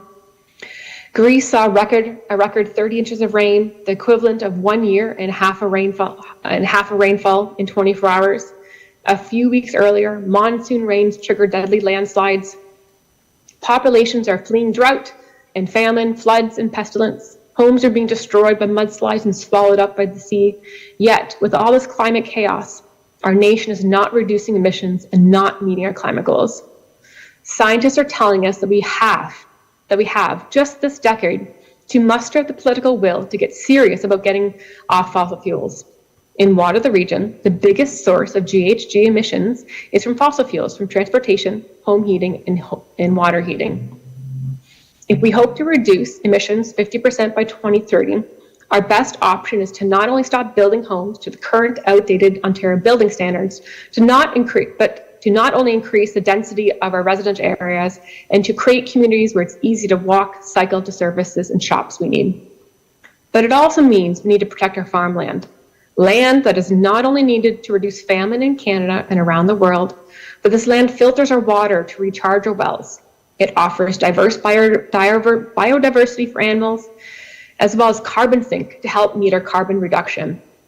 I want to know, has staff analyzed how much food production will be lost, as well as how much reduction of our water recharge there will be done, as well as how much land will be lost for animal habitats and the impact, and how much land would no longer be used as carbon sinks if these lands are redesignated.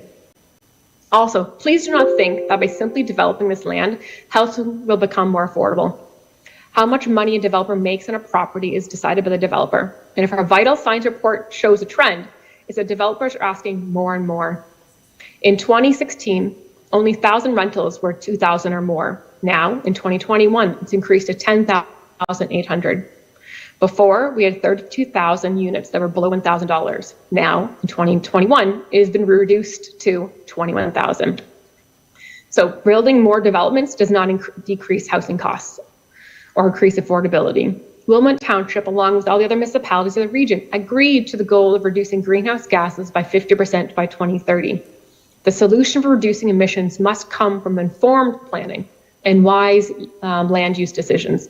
This means that the ROP, a Water the Region-wide visionary plan that demonstrated that we could meet the growth needs of our region and our township within set boundaries, should be upheld. Instead of being turned on its head and thrown out the door by lower-tier municipalities making unilateral decisions looking out for their own needs. And yes, I did hear the councillor demonstrating that they want to look out for Wilmot needs, but again, Wilmot is part of Water the Region, and we need to make sure we reflect that. Our group and many others spent years dedicating time. This is Wilmot residents, dedicating time to working with, helping to educate local councillors and staff across all the municipalities, building a stronger trusting relationship. I want to know, since the last election, 50 by 30 has seen this extreme shift in the direction of Wilmot Township with a lack of environmental focus. This has been seen by the dissolution of the Wilmot Environmental Committee and the lack of the current committee focused on Indigenous reconciliation, as well as the backpedaling decision pushed forward towards the Hallman Pit with closed-door meetings and no public consultation. 50 by 30 and other citizens would love to have a better trusting relationship with our councillor. But one of the first steps towards building this relationship is for the council to trust the work, time, and dedication put in by previous council and citizens. We spent years, yes, years, on the official plan, and now we're being asked to throw it out with less than 3 days' notice. Deadlines and opportunities are not good reasons to accept this invitation to open up more land without proper, well-informed, and community-informed and Indigenous-informed decision-making. Here in southwestern Ontario, we feel privileged and we are protected, living as we do in a kind of sanctuary of fertile soils and the right amount of sun and good soil and rain. We need to ensure that we do not squander this. Scientists are predicting that we may be called upon to be the breadbasket of the world. We would be wise to treasure and protect every piece of fertile land and not develop on it just because we have the opportunity to. On behalf of all citizens who are increasingly anxious about climate change and the fear of our children, I ask you to reject the recommendation. I ask you to join the City of Waterloo with a letter. My question, and I would like answers from each councillor and mayor, what new assessments, what public engagement and Indigenous consultation have occurred? What education have you taken over the last few days to make sure that you are properly informed in the choice that is being put before you today? Do you feel comfortable making a decision when others had years of public engagement and education, as well as the guidance of the Region of Waterloo staff? Thank you. Thank you, Stephanie. Just before we go to questions, I do want to clarify, I do not appreciate the insinuation that council has been making any seedy decisions behind closed doors on anything that this council has done. We strictly follow the Municipal Act, and we have a wonderful clerk who ensures that we uphold that, so I do not appreciate that comment. As for answering your questions about council being informed on this decision, I can't speak for everyone, but I know for myself, I very closely watched ROPA 6 as all of the review was being done, and that entire process as it played out, even though I was not on council at the time. I also continue to work closely with community groups, including I've been out with many of the community folks and even some who have spoken this evening on how do we grow in a sustainable way and consider the environment. I also want to point out that our staff who provided the report, and the reason that I asked for staff to provide a report and to bring this into a public session this evening, our staff have been working on this for years as well, and they are professionals in what they do. I do not appreciate any insinuations that they also do not know what they are doing, as they are professionals. And like I said, some of them have been doing this longer than I have been alive, and they have been working with the region on growth plans. So I do just want to clarify that before we answer questions / council asks other questions, but I do certainly understand that you are passionate about this, and I appreciate that, and I certainly appreciate the work that you and many others in the community do. I just also want to make sure that we're being clear and respectful as well of everyone who's brought to the table in this. On that, council, does anybody have any questions? Councillor Cressman. I would agree about fossil fuels, but the juxtaposition of a fireplace in the background of your presentation maybe speaks against your presentation. Okay, I would now ask for council to ask. It's electric, it's not real. Appropriate questions, please. Council, are there any other questions that we have for Stephanie regarding her presentation this evening? Okay, seeing none, thank you again very much for joining us, Stephanie. Have a great night. And we will go on to, I believe, our final delegate of this evening, and that is Mr. Mark Reeser. And you are speaking on behalf of the Waterloo Federation of Agriculture. You will also have 7 minutes, and thank you for joining us. Thank you, Mayor.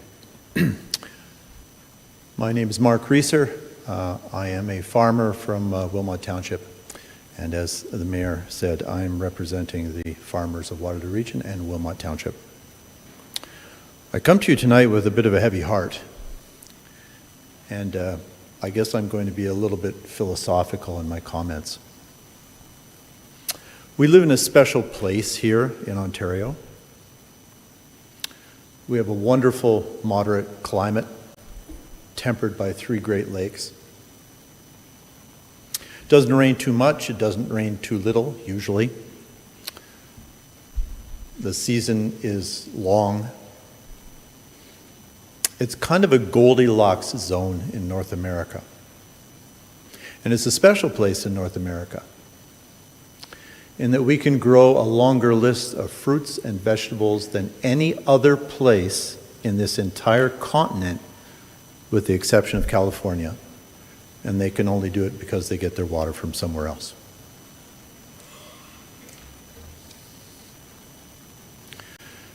Where we live right here in the Waterloo region, farms have the highest income per acre and the highest income per farm of any county in this province. It is indeed a special place.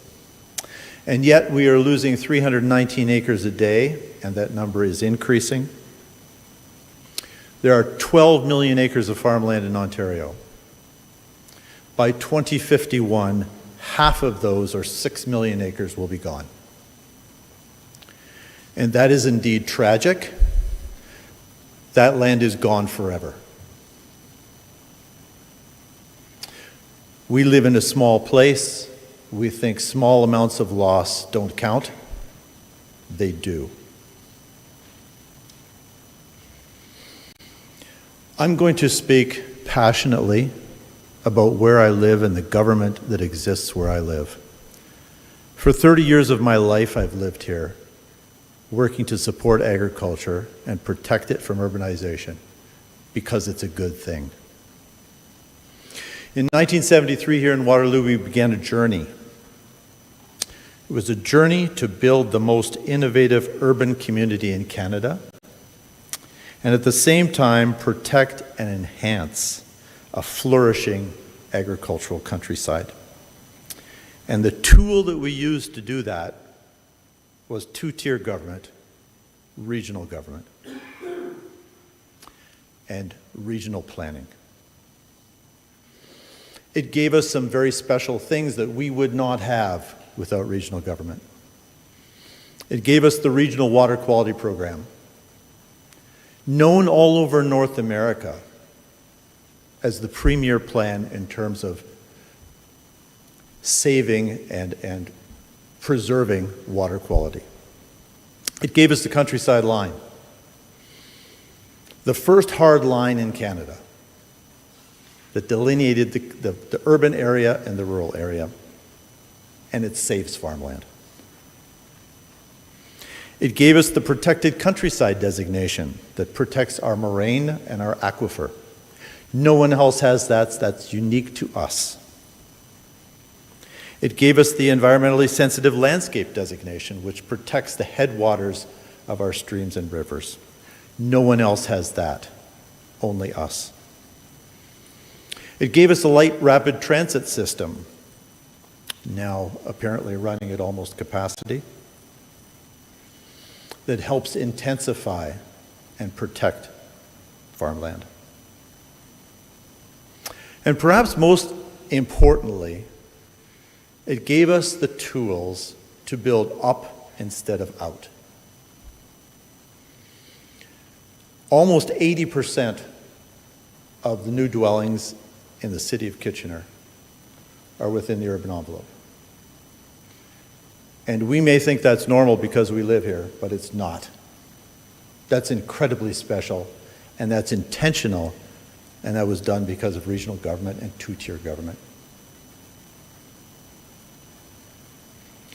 One of the examples that I use about good planning has to do with the densities that we have here in Waterloo. If we had the same densities here in Waterloo as big American cities have, our urban footprint would be the urban footprint we have now, plus all of North Dumfries, all of Wilmot, all of Woolwich, all of Wellesley, and 2 additional townships beside. Good planning works. It saves farmland, and it built us this incredible city, these incredible cities, and these incredible towns that we live in.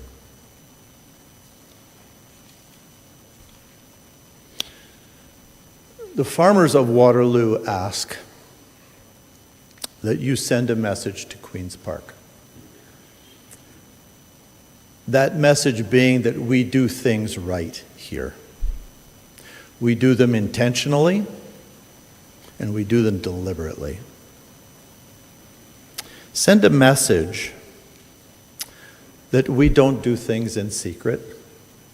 We do them collaboratively.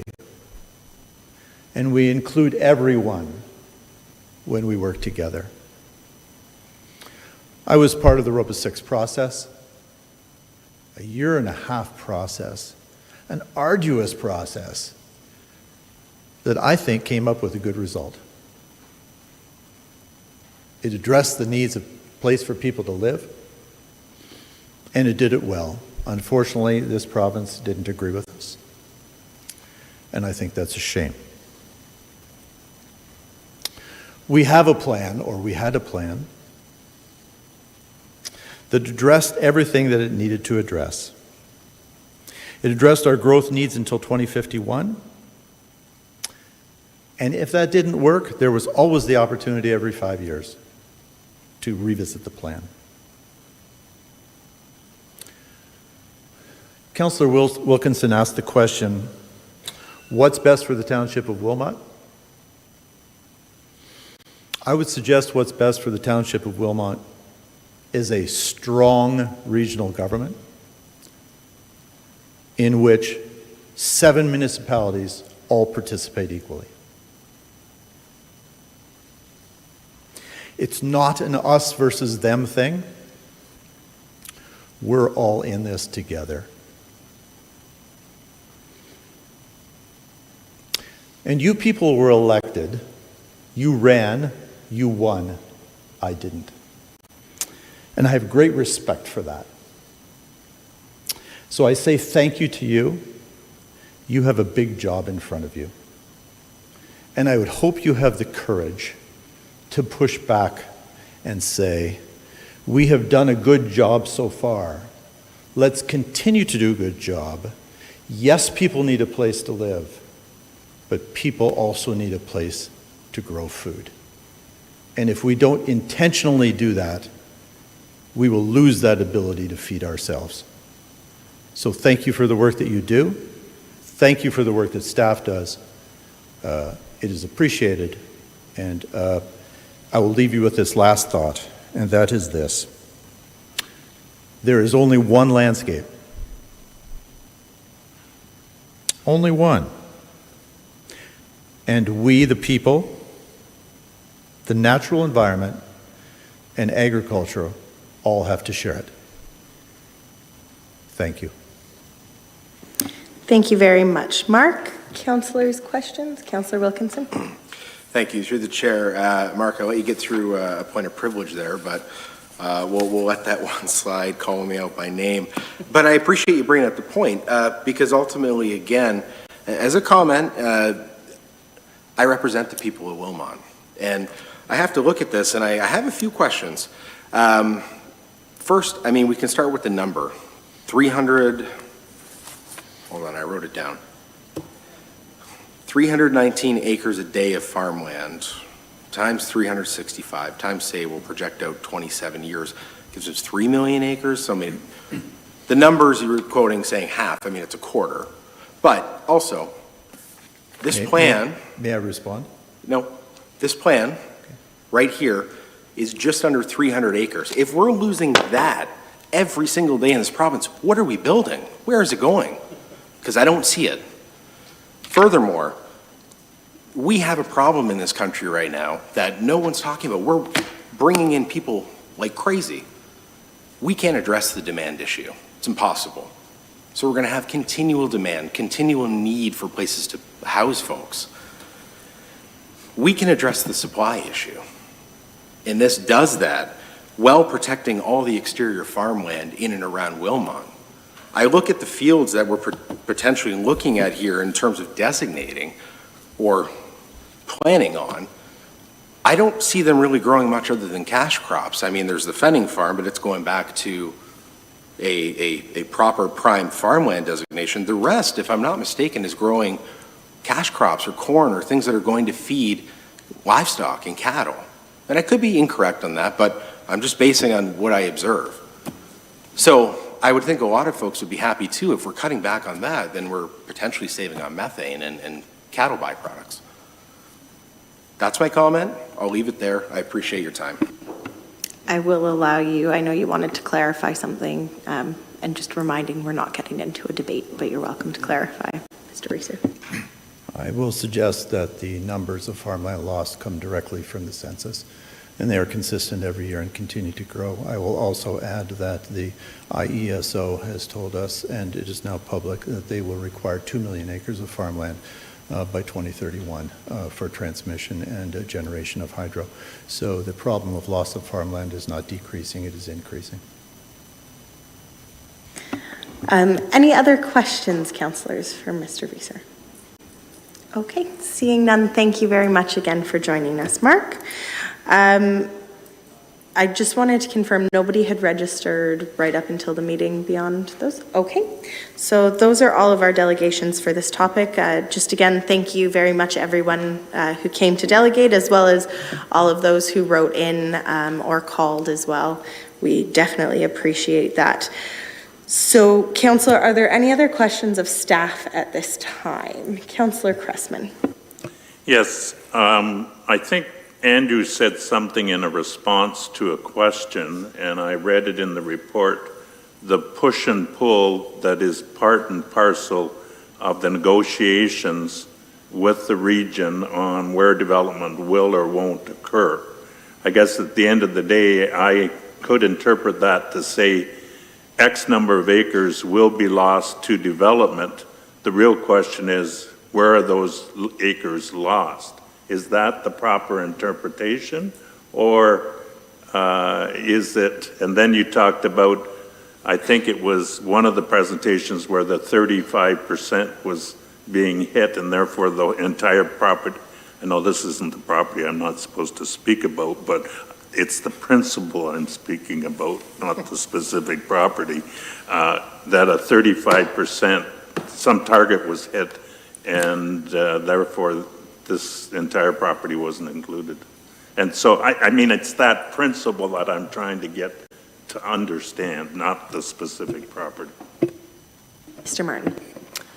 Through Mayor Solomon, so I'll break it into two pieces. First, like the discussion about the push-pull, that's related to originally the countryside line. So the countryside line that exists today was modified in 2017, not the volume, but the position of land. But ultimately, when that line was drawn, it was drawn arbitrarily without calculations. It was drawn as a general kind of scope around the communities of Baden and New Hamburg, where growth may be anticipated, but it wasn't based on exact numbers or exact calculations. When the township updated its official plan, we did a process in 2017 to 2019 to rationalize boundaries. That included shifting designation from one area to another. It included rationalizing the boundary of the countryside line. So originally, the countryside line was in the location that's proposed by this plan along Highway 7 and 8. And it dropped south between Baden and New Hamburg to exclude part of those lands. Through that process, working with the region, it was determined that there was more opportunity to consider future employment land needs through an amendment to that countryside line than there would be for residential land needs. So council, through the recommendations of staff at the time, recommended to the region to modify that boundary through the rationalization of our boundaries to push the countryside line up to incorporate the future community area needs between Baden and New Hamburg and draw the boundary to remove those employment lands that are currently shown here. That was based on the fact that we had a finite amount of land to use. They weren't allowing us to modify those boundaries. But certainly the 20-year plan, and I've been here for the entirety of the time, has been to communicate that the growth between Baden and New Hamburg residential north, employment land south. We haven't been able to fully realize that because of some of the restrictions that were seen in terms of how we could designate the boundaries of the countryside line. So that's where we come to where we are now in this recommendation, is the suggestion that this kind of aligns with that 20-plus year vision. With respect to the percentages, the region assigned intensification targets throughout the region. Historically, Wilmot's seen probably about a 17% intensification rate. Through that process, I might get the numbers not exactly right, but they provided a percentage of about 15% or so intensification in Wellesley, if I understand correctly. I might be forgetting the number. Woolwich is about 20%. In Wilmot, they proposed 35%. So meaning 35% of our growth need to be in existing areas when we don't have the transportation infrastructure that you see when you see those higher density intensification rates that you see in Kitchener and Waterloo. But what that did was it enabled the region to reduce the amount of greenfield land to accommodate our growth needs, because if we're accommodating 35% of our growth in infilling, we don't need as much land. Reasonably, the suggestion to the region at the time was that that wasn't a reasonable target. We need additional lands to accommodate that. We certainly want to continue to push for intensification, and that's what we've been seeing over the last number of years because we don't have any greenfield lands to develop. We have seen that intensification. We want to continue to see that, but there is a balance between types and forms of housing and long-term planning and designation. So essentially, this provides that opportunity. The future scoping of percentages, the amount of land, everything would occur through the secondary plan, but it allows that by designating that corridor, as you suggested, that's centralized in Baden and New Hamburg, protecting the farmland around it, allows the opportunity to give consideration to the long-term planning so that infrastructure is planned, roads are planned. Even if it's developed in stages, it provides some level of direction to say it's worthwhile making those plans, as opposed to a piecemeal planning approach when you just designate little pieces on either side of the community. The logical extension is you extend a road, you build it residentially, and it's done. By including a larger land base between the two communities, it allows for that more holistic planning and provides that longer-term direction. Again, when I say longer term, it's never the anticipation that overnight all of that land would be developed. We would still look at intensification. We would still look at the opportunities for infrastructure and capacity needs, community needs for recreation, school accommodation. All those things get factored into that secondary plan to provide staging. But it's providing the direction in the plan to say that we can plan for those areas, which historically has been missing. And so we haven't been able to plan holistically. It's been piecemeal and kind of fringe development essentially to date. So I probably elaborated more than what you were asking for, but hopefully I touched on the questions you were asking. Thank you. Councillor Martin. Through you, Mayor Salonen, I appreciate your comments, Manager Martin, and I had the opportunity to talk further with you this afternoon. I want to admit in this public meeting that I'm 61 years old and I'm a hypocrite. I moved on to EB Crescent in 1998, and that was farmland. I know the farmer that used to farm that land, and I talked to him about previously farming that land. I currently live in a house that may or may not have been farmland. It's downtown New Hamburg. It was built 123 years ago. So that land was presumably taken from Indigenous persons. And so our whole process of acquiring land is flawed. And I don't have an answer for it. I very much am interested in being environmentally focused. I wish I had a better answer, but I like what Manager Martin and Director O'Krafka are doing is trying to put together a plan. This is not a shovel in the ground we're going to build tomorrow. It's trying to put together a plan that we present to the minister at the province. I would like more time. I wish we had more time to think more clearly about these issues. We were given a deadline. Should we be listening to that deadline? I don't know. But at the same time, when I look at all the factors right this minute, I know we have to vote in a few minutes. I'm still undecided, but you know, I'm trying to listen to both sides. I appreciate what all the different people have been presenting. It's a complex issue.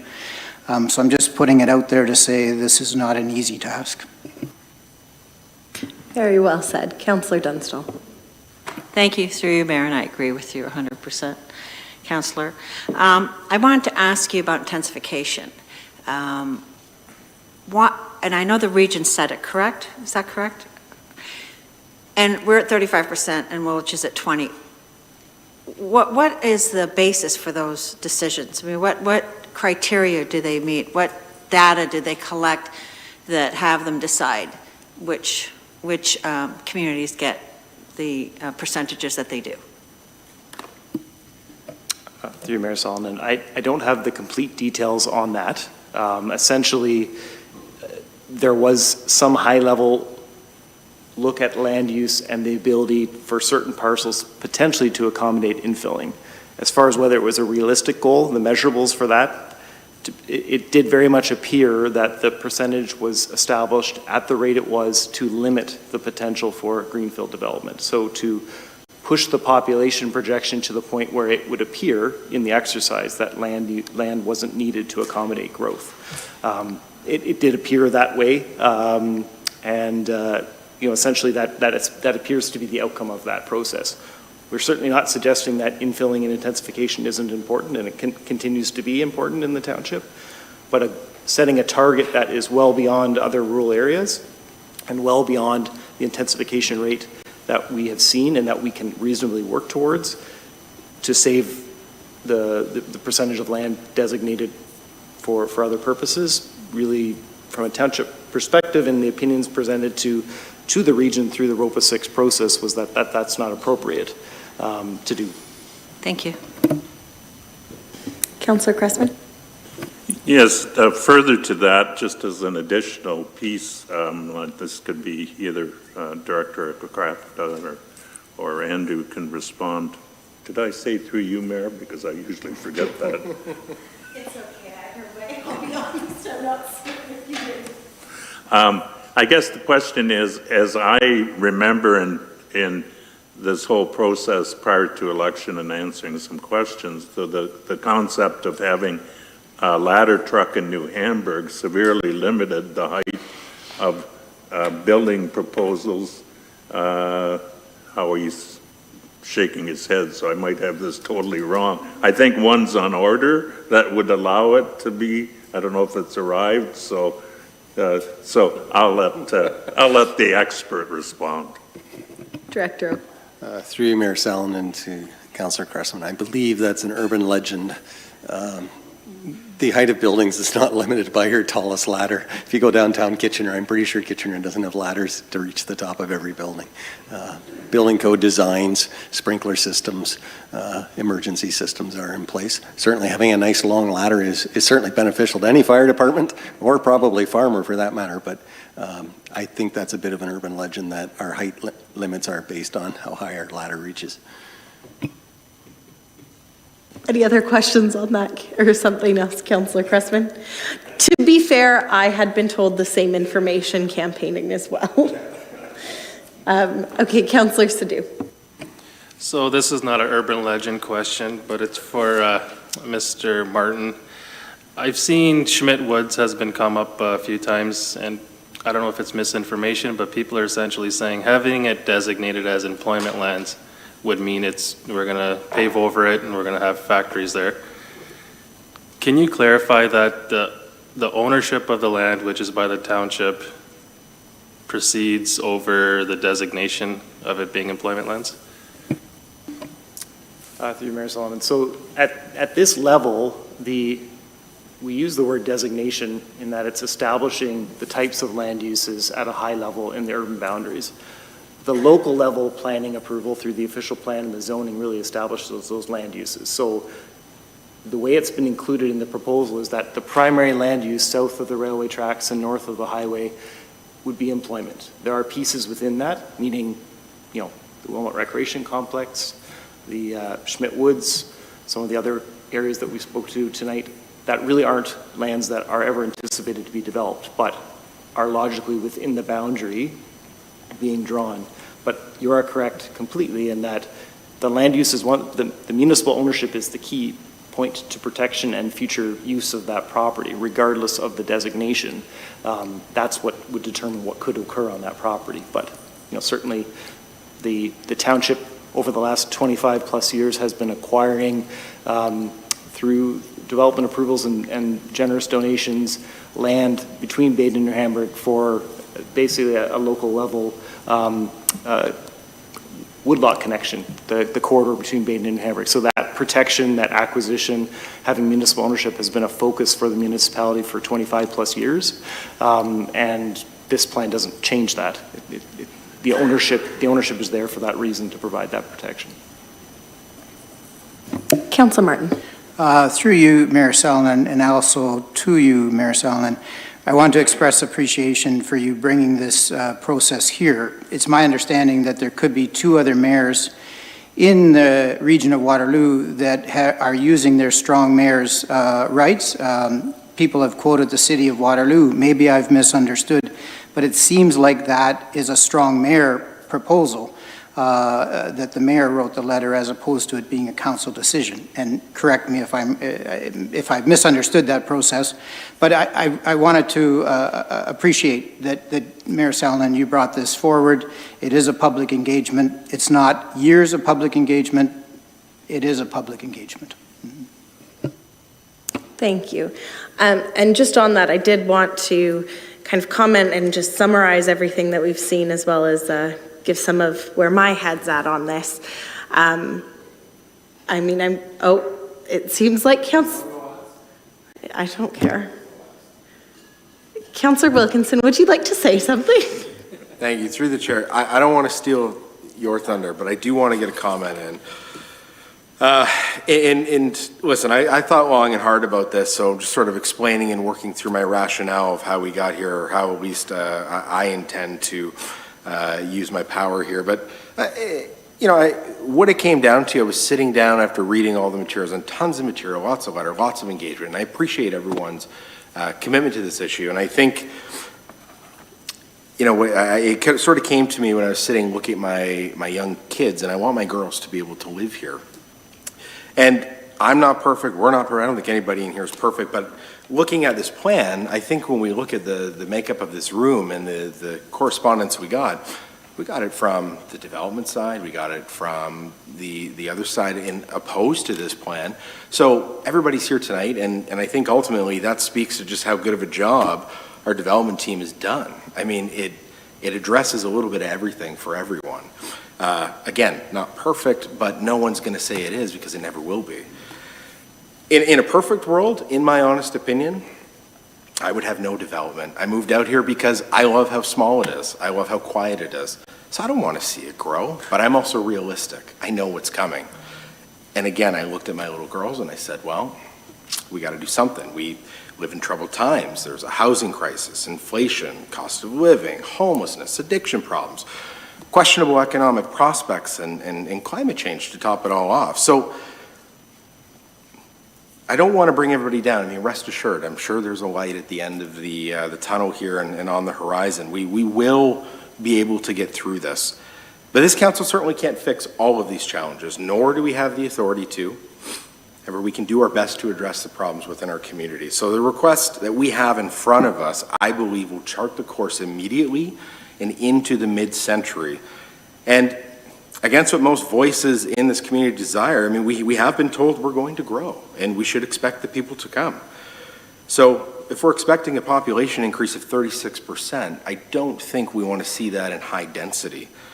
The growth will be challenging. There will be burdens on our infrastructure. So how do we react? Well, we start planning for the growth in the most logical way possible, and that's looking at the most reasonable and logical areas. And that is the corridor between Baden and New Hamburg.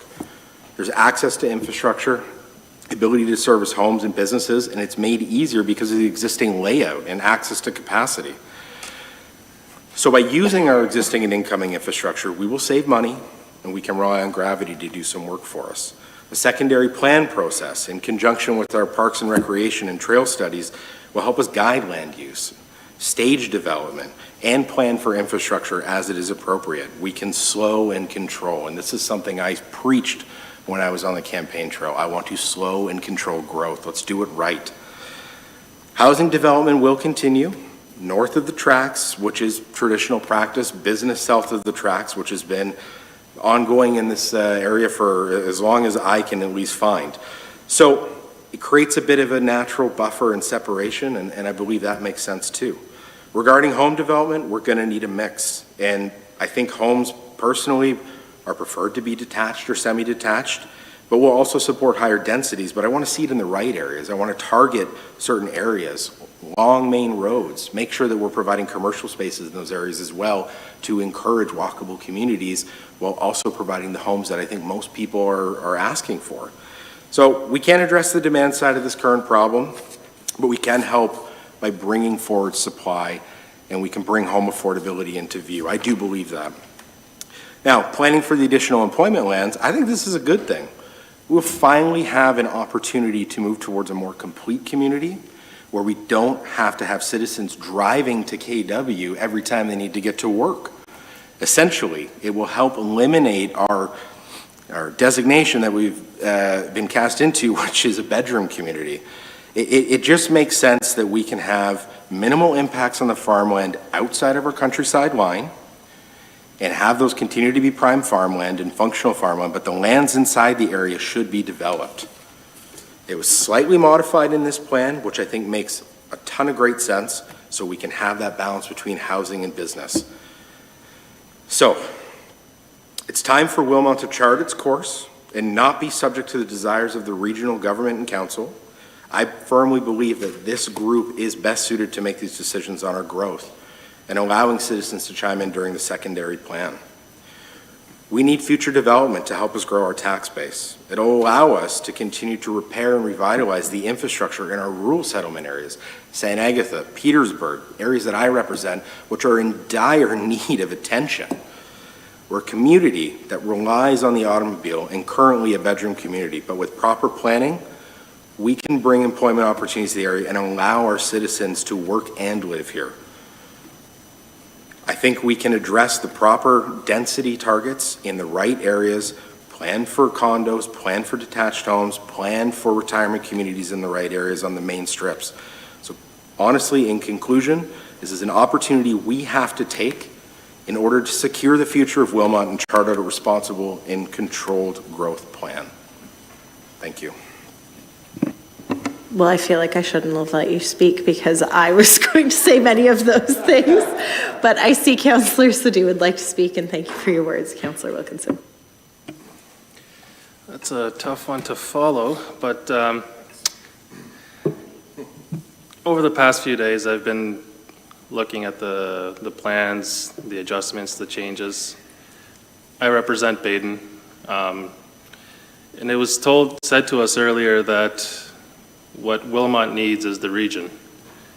I look at attachment number 2, and the first thing the region proposes to us is just subdivision to the side of Baden without any implementation of employment lands. Like my fellow councillor said, we don't want to just be a bedroom community. We want to have the ability to work, and play in our community.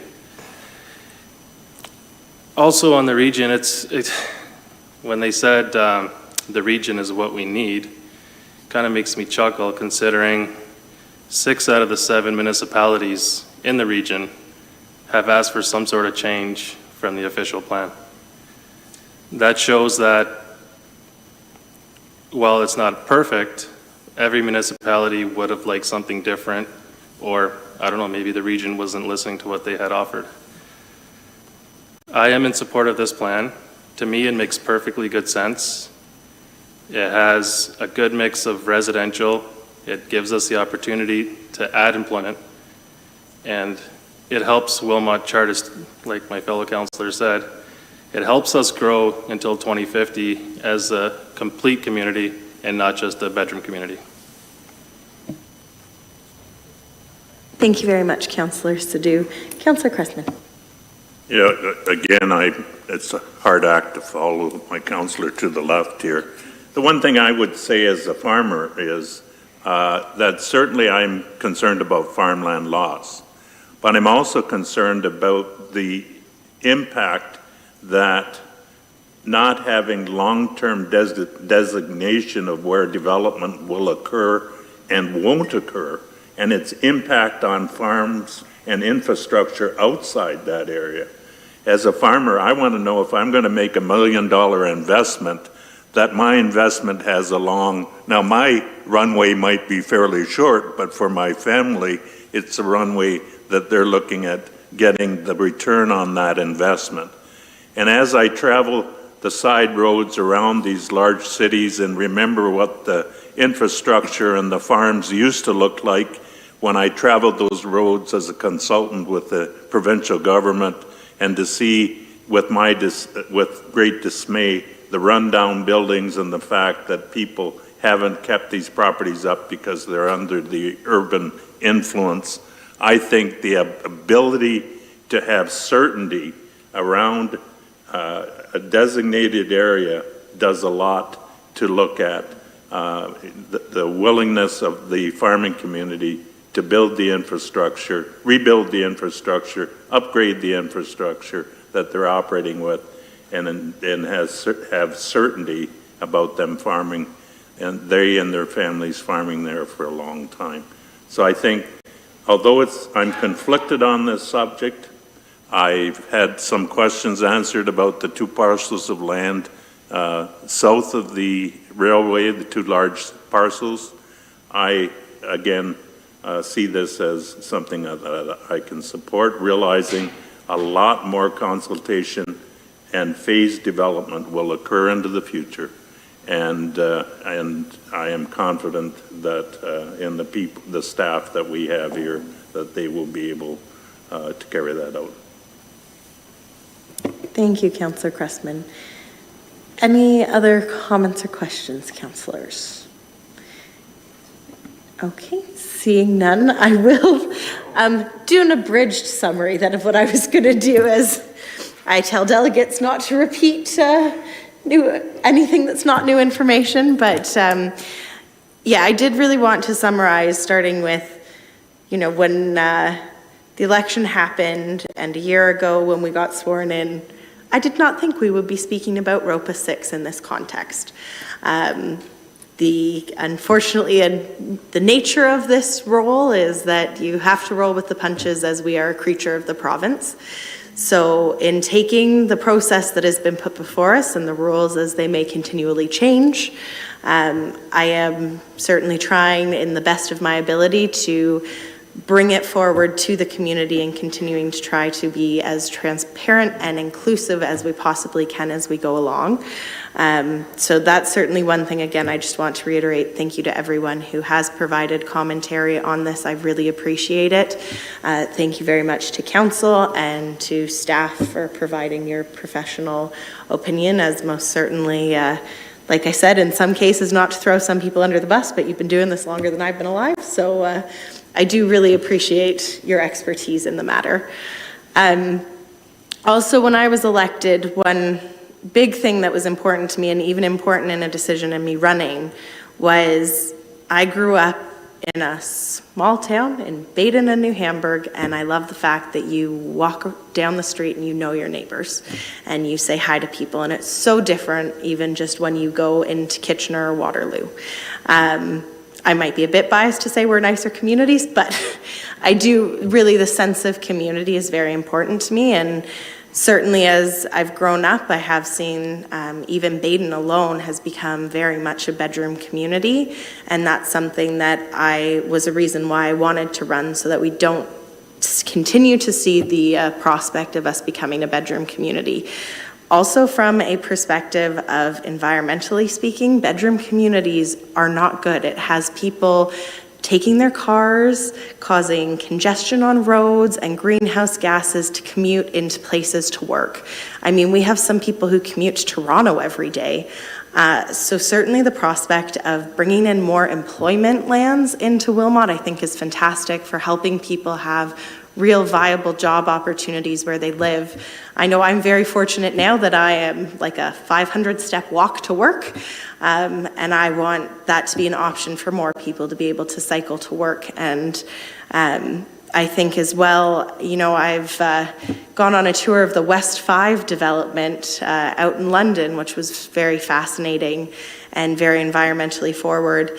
And one thing that I see this being an opportunity for is, as staff have been mentioned, having a larger long-term parcel prospect. I think it gives us real opportunity, especially in the secondary review, to be strategic on design plans and different innovative tools that we can incorporate versus piecemeal. And I think that we can actually effectively work collaboratively towards our climate goals.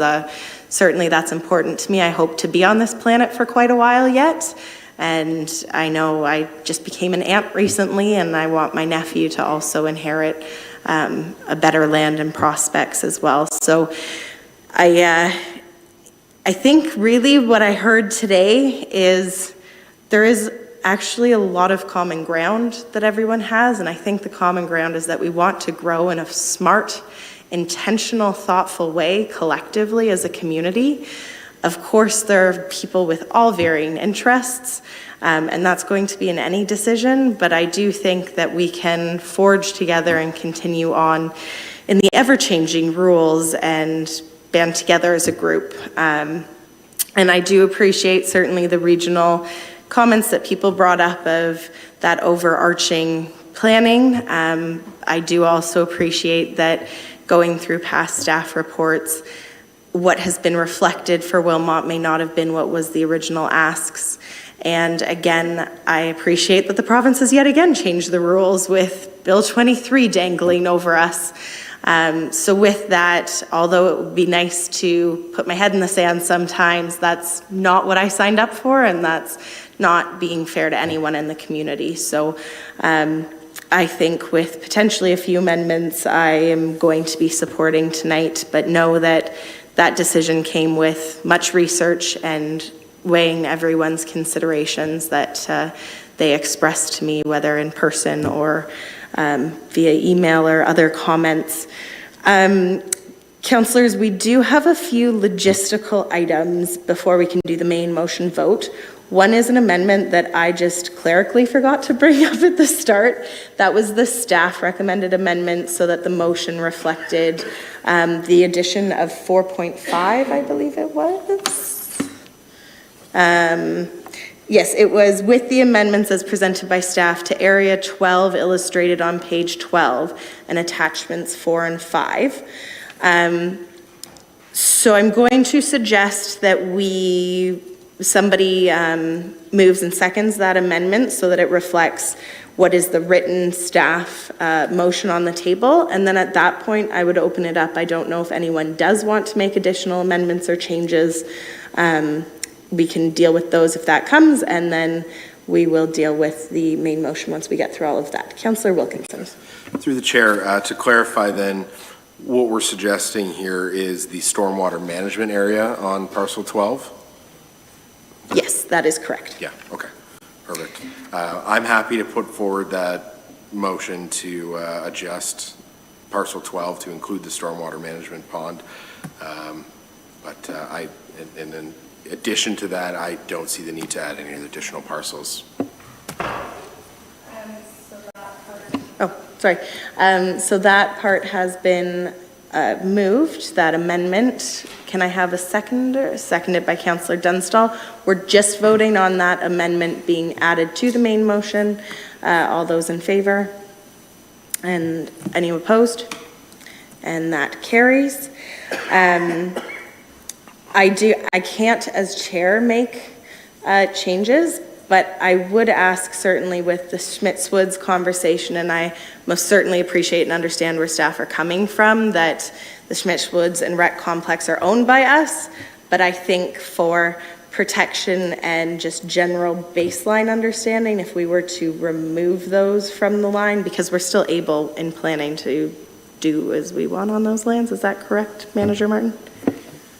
I mean, there certainly is that opportunity. The Wilmot Recreation Complex is currently in the urban boundary of New Hamburg, just the way it wraps around from Nafziger Road. So simply what we're suggesting is, as opposed to identifying as community area in the plan, all of the lands in that area. So you would basically be, I think I referenced in the report, an island of community area in an overall employment band. This brings the lands into the urban boundary, but it doesn't establish the specific land uses on them. So it doesn't really change anything, whether it's in or out from that perspective. It could certainly be identified as community area. It could be identified as employment area. The key is the outcome is to provide a logical boundary as opposed to a hole in the overall designation, which would occur if you removed it.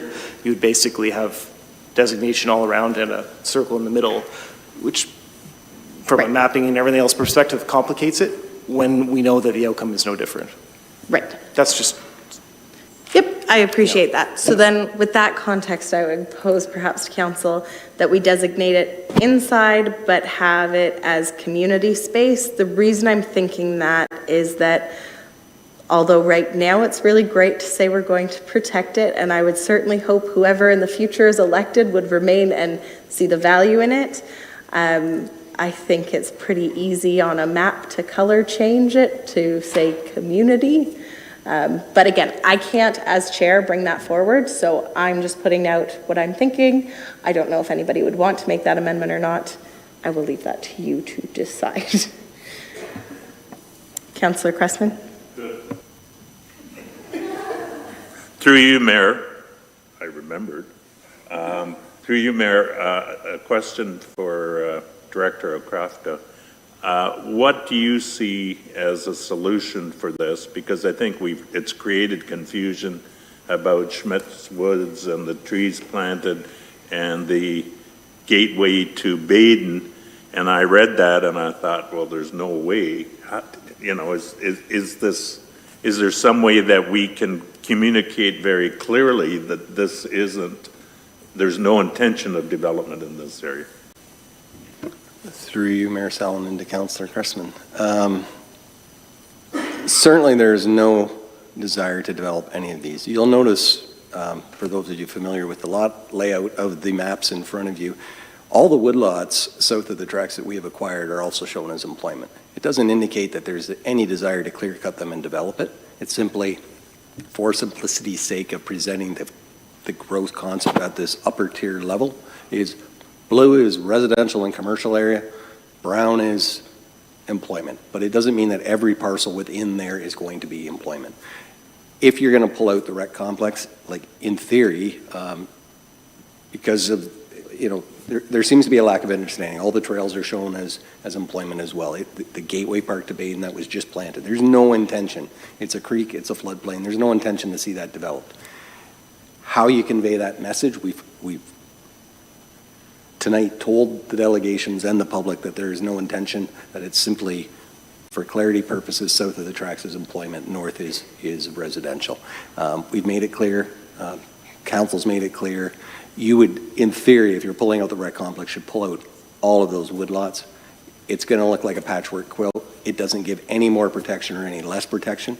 The protection of those lands, and again, as Mr. Martin indicated, we spent over 25 years acquiring all of the woodlot parcels between Baden and New Hamburg for one reason, to protect them. We didn't acquire them to destroy them, we acquired them to protect them. We've acquired over 150 acres, quite frankly, through generous gifts at no cost to the taxpayers between Baden and New Hamburg, for a very good reason. We are not advocating destroying those. This is an upper tier mapping exercise for the province and the regional plan. The regional plan, and you heard references tonight that it will be reviewed in 2.5 years. Bill 23 suggests that it won't be reviewed in 2.5 years, that as soon as Bill 23 is proclaimed, the township will then absorb the regional plan and that will cease to exist. So the designations that we put in place to implement this upper tier designation is what will will carry the day, and reasonably, the recreation complex and the woodlands around it would be designated for an open space type use that within our plan that gives a much more detailed use. But again, ownership is the key to protecting these. Designation at this upper tier level means nothing in terms of its preservation. But if you're pulling one out, you should pull them all out, and it's at this stage it would be a bit of a mess. It's not a quick and easy. We can do it through describing to you what the parcels are, but really for you to vote on a mapping, you should probably see what that map looks like. It's not something that's going to happen in the next 10 minutes. I would suggest leaving it the way that it is and make it clear. I think you've all made it clear that through the secondary planning process, all of those lands that we've acquired to protect them, that Let's Tree Wilmot has graciously planted to enhance them, we respect that, and we certainly want to protect it. There's no desire, again, I've said that a few times, there's no desire to see those lands paved over. It's definitely not the intent of the plan. In that case, just ignore what I said. Does anyone have any other amendments or questions or comments? We'll do Councillor Martin and then Crest. To you, Mayor Salen, could we have a recorded vote? Yes, we may. When the time comes, we'll have the clerk do that. Councillor Cressman? Yes, I guess I was this section 12, I guess looking at I believe it was Mr. Chauvin that had made the presentation about the road that would be impacted by the MDS, and I'm a strong believer in MDS because it impacted where I could build my pig barn and where I couldn't build my pig barn.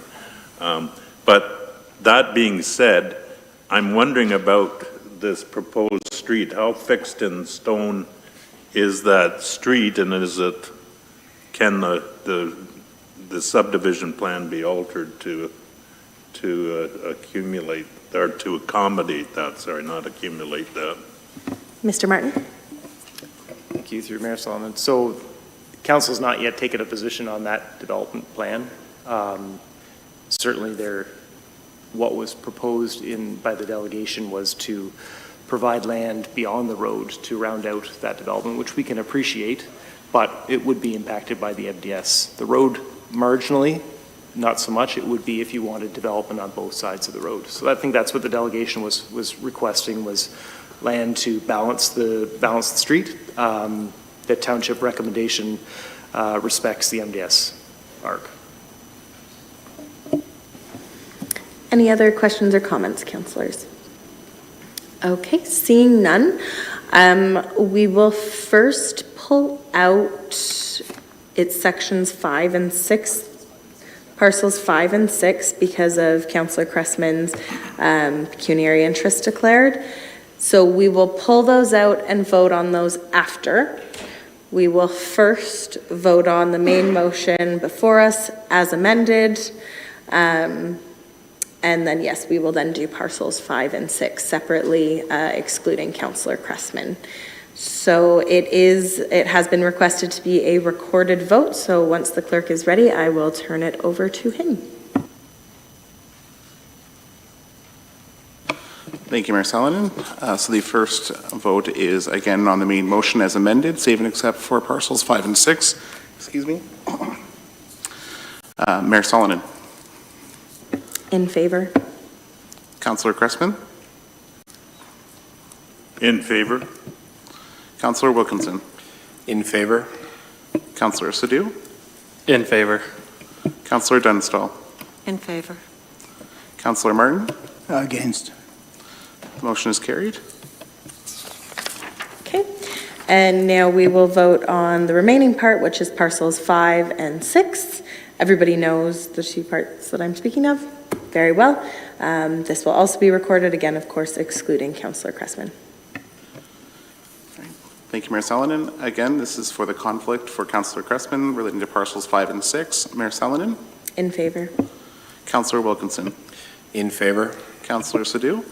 In favor. Councillor Dunstall. In favor. Councillor Martin. Against. And again, Councillor Cressman has declared a conflict, and the motion carries. Thank you very much. Before we move on to this, in case you didn't pick up on the inadvertent adverts, our secondary plan is going to be coming up, and I really hope to see all of you, as well as many more, engaged throughout the various parts of the process. As that process goes underway, there will be advertising on our regular pages and avenues, as well as you, of course, can reach out to staff or myself for more details on that coming forward.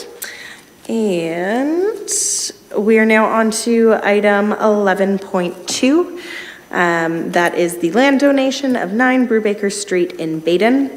The recommendation is that council accepts the donation of 2 meters of land across the frontage of 9 Brubaker Street, Baden, from Dale and Diane Hiller, and further, that the mayor and clerk be authorized to sign the associated acknowledgement and direction and any other documents associated with the transfer, and further, that tax recipients be provided to the donors of the land donation in an amount determined by an independent certified appraisal secured by the township at no cost to the township.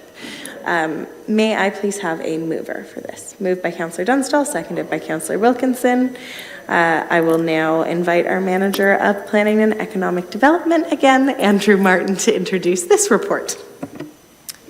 Thank you, Mayor Solomon. The report is self-explanatory. The request is to take ownership or receive ownership of 2 meters of land across the frontage of property on Brubaker Street to provide room for a sidewalk that's planned as part of the development to the north. So essentially providing enough room within the right-of-way to accommodate the road and the sidewalk. And that land has been offered by the owners of 9 Brubaker Street as part of that to facilitate that development. Thank you very much. Any questions about this report, councillors? Okay, seeing none, may I please have a mover to get this on the floor? Moved by, oh, I'm so sorry, I already did that. My apologies. All those in favor? And that carries unanimously. Really glad I have a clerk to keep me on track here. And as for bylaws, we just have the one bylaw this evening, which is item 12.1, and that this bylaw, as attached to the agenda, be read a first, second, and third time, and finally passed in open council. To get this on the floor, may I have a mover? Moved by Councillor Martin, seconded by Councillor Cressman. Any comments or questions? Seeing none, all those in favor? That carries unanimously. We do have a variety of announcements. I wish I had done this before our gallery had dissipated, but we have a community involvement for accessibility guidelines. The City of Waterloo, City of Kitchener, and the Townships of Wellesley, Wilmot, and Woolwich are looking to work together to improve accessibility and inclusion in municipal facilities and municipally owned public access spaces. The goal of this project is to develop a clear set of guidelines for consultants, contractors, operations staff, and project managers. These guidelines will give direction on all future construction and renovation projects in public facilities. We would call on any and everyone to please provide your input. The deadline is nearing on November the 30th, and you can do your input by going to engagewr.ca.